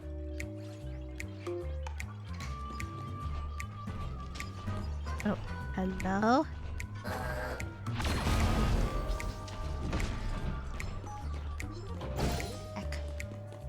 Shoot. They're on full alert. Oh god. Okay.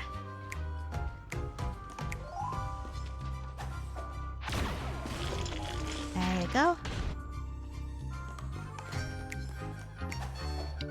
Bitch! Guards have been temporarily repelled by Brother Hano. I have to leave before the pursuers catch up, but it seems that my adventures will end here. Let my name and words be etched in the annals of Dreamville, the most heroic billboard. Goodbye. Goodbye, Brother Anu. The brave billboard is left in the darkness, but the Dreamville will forever remember its name. Goodbye, billboard. Oops. Okay. Darn it, did I really injure that billboard? I am so sorry. Ah. The film is complete and the effect looks good. Thanks for your hard work, director. The billboard actors will stay here for a while. If you need to reshoot anything, feel free to contact me. I look forward to our next collaboration. Honestly, I feel like shooting that again.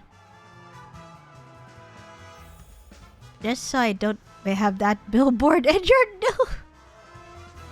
But also... Oh, okay, I got the rewards. But I should... Ah. Oh, what's this? Investigating?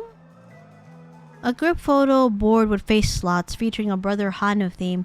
You can call your friends and get them to place their beautiful faces in the appropriate slots to facilitate wondrous chemical reactions with the cartoon board.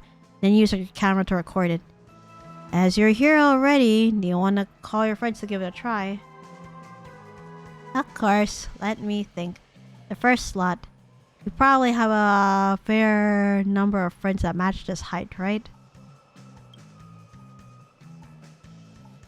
Oh my god. Well, it's cruel of genuine Argenti-Doctor ratio. Well, of course, gentle Mr. Yang wouldn't refuse you. A group photo board. I haven't seen a viral tourist spot like this in a long time. So then... Next is the second slot. There aren't many people who would meet the requirements for this one. You'll need to think carefully. I just want all the Astro Express people to be here first. Although the short ones... What do you mean, Himeko? Like, everyone here is short. Like, the 4 other options are short. And yet... Let me just go ahead. Miss Himeko, why? She is the most respected navigator on the Astro Express. Plus, her height is clearly... Ah, never mind. You're the boss. Leave me alone, alright? Hehe, you want to take a picture together? No problem. Well, am I in the right spot? My. Miss Himeko is always so elegant and understanding. I'm sorry, Mom. It's time for the third slot. I just know you'll think of a suitable candidate for this. Duh. Danhang. Danhang! Of course, the data bank administrator of the Astro Express and your good friend. How could he miss out on this? Is this alright? Yes. And therefore, the last person this is the final slot. The lengthy selection process is almost over. Keep going.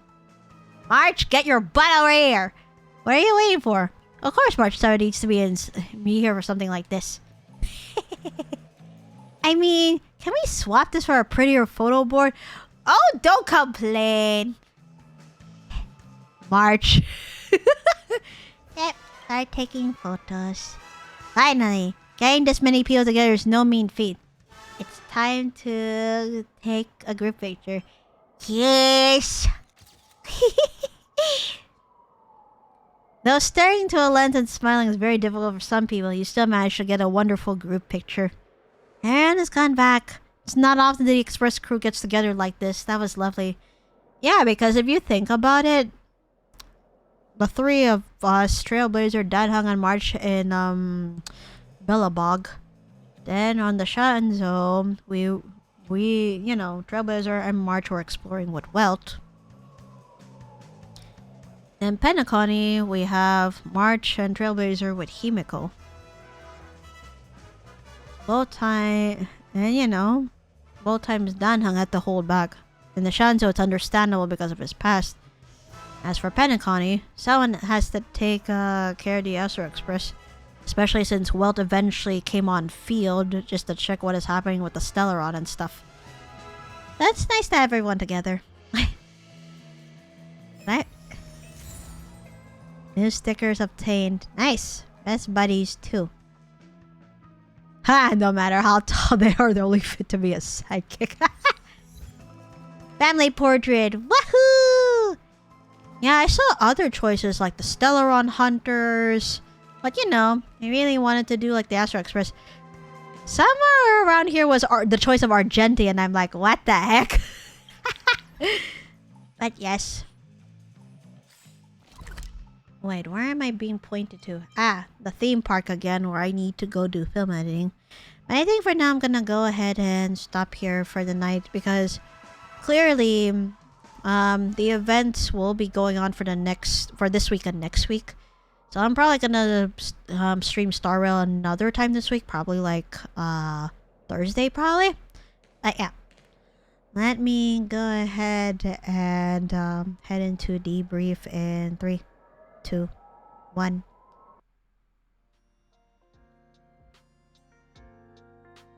Alright, I'm out for the night. Thank you all for tuning into my stream today. For this week, I'm gonna have Guerrilla streams again, like Guerrilla / unscheduled streams. Next week should definitely be okay. It's just that everything has started to I don't know, everything has started to hit all at once, and I'm just like, God, too much shit to do. Oh my god.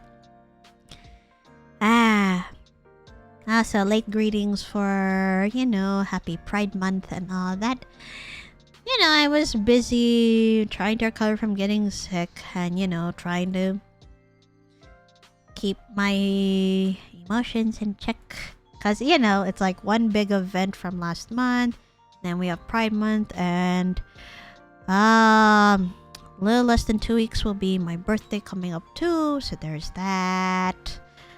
We raiding? That depends. Do we have anyone to raid? Because I haven't done that in quite a bit. And I'm like, I'm sorry, but life is sort of kicking my butt. Oh yeah, let me go ahead and check. It has been a bit after all. But if there's anyone who wants to suggest, let me know. Otherwise, I might have someone in mind. Oh yeah, I hope you guys like my new stinger now. My new my stinger animation when I'm switching in between scenes. I know it's a little bit on the slow side compared to my last one. Looks so sick. Thank you. The person I commissioned. Wait, hold on. Let me stretch a bit. Ooh, my lower back's feeling a bit. So, Efena has been very good to work with. Could you show it again, please? Oh, the stinger? Sure. Just keep in mind that if I switch over... Let me switch over to the Nintendo, scene/overlay. Because I know I set that up in the same way from my former, overlays. Let me switch to that. Yeah, the logo itself was also animated because I requested for that. And there you go. So this is what it looks like. But I'm gonna have to fix the chat right now because, yeah, it kind of looks a little bit out of place. I need to fix that. So, hang on and switch back to chatting then.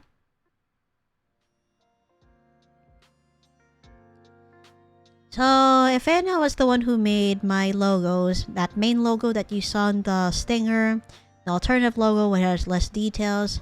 And the icons attached to the main logo such as like... the moon, the parts of the licorice flower, and all that. So that's gonna use, yeah, like the star that dots my eye and licorice. Yeah, you can see in the main logo here, right next to me. I know I made it tiny, but that's because the main logo is actually a pretty big logo too. So there's that. But yeah, I should probably post. Maybe I should probably post what the icons look like at some point. Whether the colored version of them. Because Efena was nice enough to give me black and white versions of everything, like main logo, alternative logo, the mini logos / icons, and the little decorative icons as well. Love the throne too, suits you right in. And Daiso Pixel added that when they were creating these overlays for me.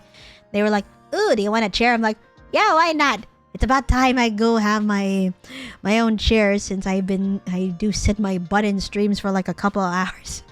And this is how I got my own. Yeah, this is how I got my own chair in here. Maybe I can add it to like the Nintendo Switch overlay as well. But no, the thing I want to use the most is the webcam border, because even though I'm not gonna switch to real life or anything, it's nice to see, you know, have some space where my my VTuber model here isn't occupying a lot, and where I want things to be clear when I'm playing games and all that. But I'm also trying to think on how to do it. Should I just do it as just the model by itself? Do I go into Shust to, you know, make the model prettier and have like a nice background behind it? Cat cam when?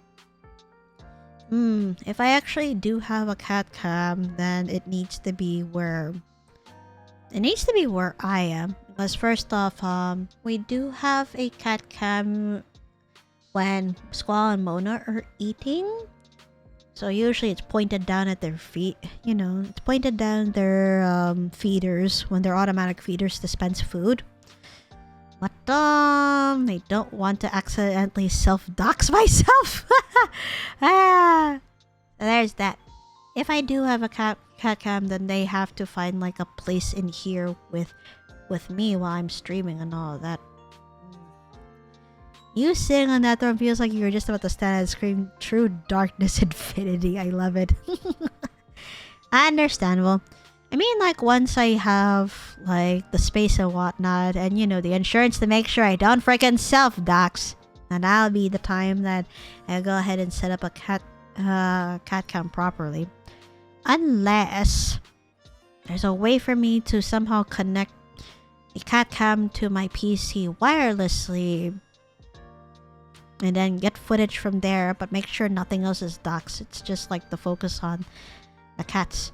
But even then, I don't think you'll get too much of that, because like the feeders, because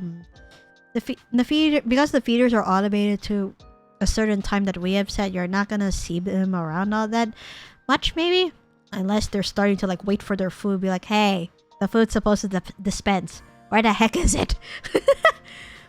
So usually their meals are like, because it's daylight savings right now, their dry food meals go like 6 a.m., 8 a.m., 12 noon, 6 p.m., and 8 p.m. So each is dispensed with like the same amount of food they'll get. And you know, it's small. As we tried free feeding them, and that's kind of how Squall kind of went a little bit overweight. So we're just like, okay, we have to measure out the food carefully and make sure we're feeding them properly without them eating too much. Let's see. Sounds like a standard hub set up through your router. Probably. I'm gonna have to find a way and poke at Boss about it. I'm still awaiting Boss's appearance. Boss! Don't worry. We are working on that. I think it's just a matter of like how his PNG appearance is going to be like. Even though he's not gonna talk yet. But even then, we said he was gonna be mute for now, so that means you might see him appear in whatever game I'm playing, and that's why we're trying to figure out like, okay, we need games that are like multiplayer / co-op, so we're planning on that first. Then once I hit a goal, we'll try to set up like a PNG or something when he goes talk and all that. Boss gonna be so hot. I mean, he is hot. What are you talking about? But of course, I would never dare to say this to his face. It's hecking embarrassing, you know? No way. I am never... No matter how much I think about it, I am not going to say this to his face. Y'all understand this, right? I am never ever gonna say this to his face. Well, how would I know? What if he's watching right now? Well, yeah, true. Crap, he lurks here from time to time. You heard nothing! If you're lurking right now, boss, you heard nothing. You heard nothing. You heard nothing! Okay? You heard nothing! Man! I mean, the very few appearances boss has made is through fan art, really. Now, you've seen what he's like, technically. But as to how he'll appear here eventually, will he keep the same appearance? Will he have a little bit of a different form? I wonder. Play Hollow like the break for the co-op. That'd be a blast. Oh, true. Yeah, you guys seen him before. You've seen him through fan art, and it's like, I would count at least... Wait, is it? Yeah, it's about 2 pieces of fan art that has him in it. So... who knows? I might have more fan art with him in it. Who knows? I don't know. I haven't thought about it yet because it's just like, what do I do in this sort of situation? Hollow Break is lit.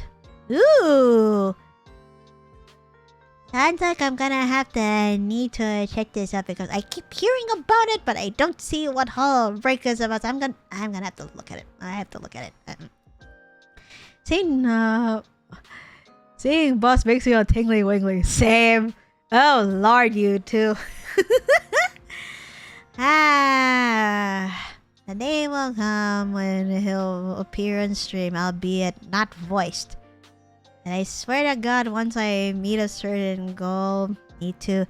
Like, even if I have to make, like, I guess a temporary PNG or whatever, as long as I get him that. Unless... I could probably talk to my, my VTuber design mama. Mama May.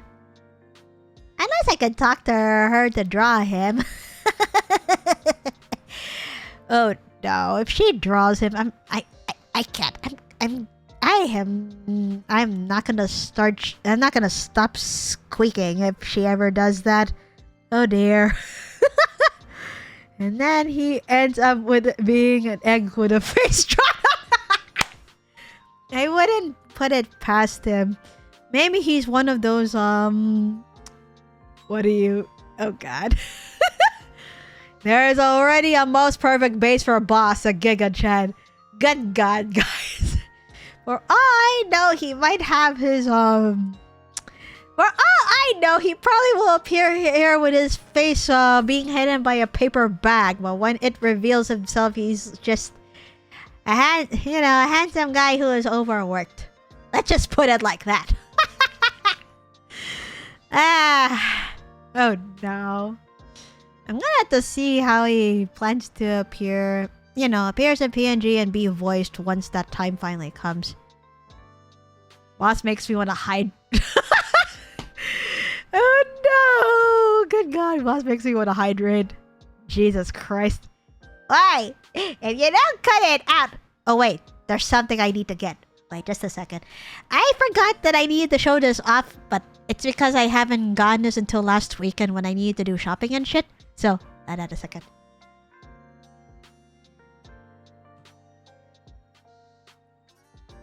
Okay, so you heard that? That is the sound of 1,000 bucks. Yes, I got a rubber mallet. I got a freaking rubber mallet. I don't know why, but I wanted to have it for the fun of it. So, apart from my usual bonk command, I will use this to bonk all of you too. Yeah, don't. Oh no. Jesus Christ, what have I done? Yep, I'm bonking you guys with this too, just in case. I just want things to be a little more fun around here too. So that's why.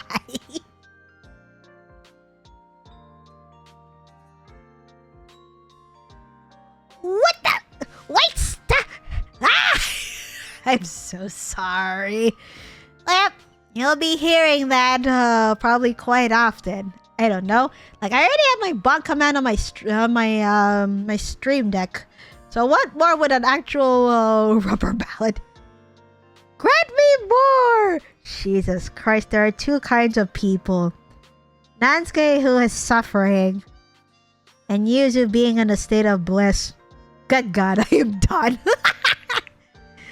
Alright, I see. Now I go ahead and check who to raid, honestly.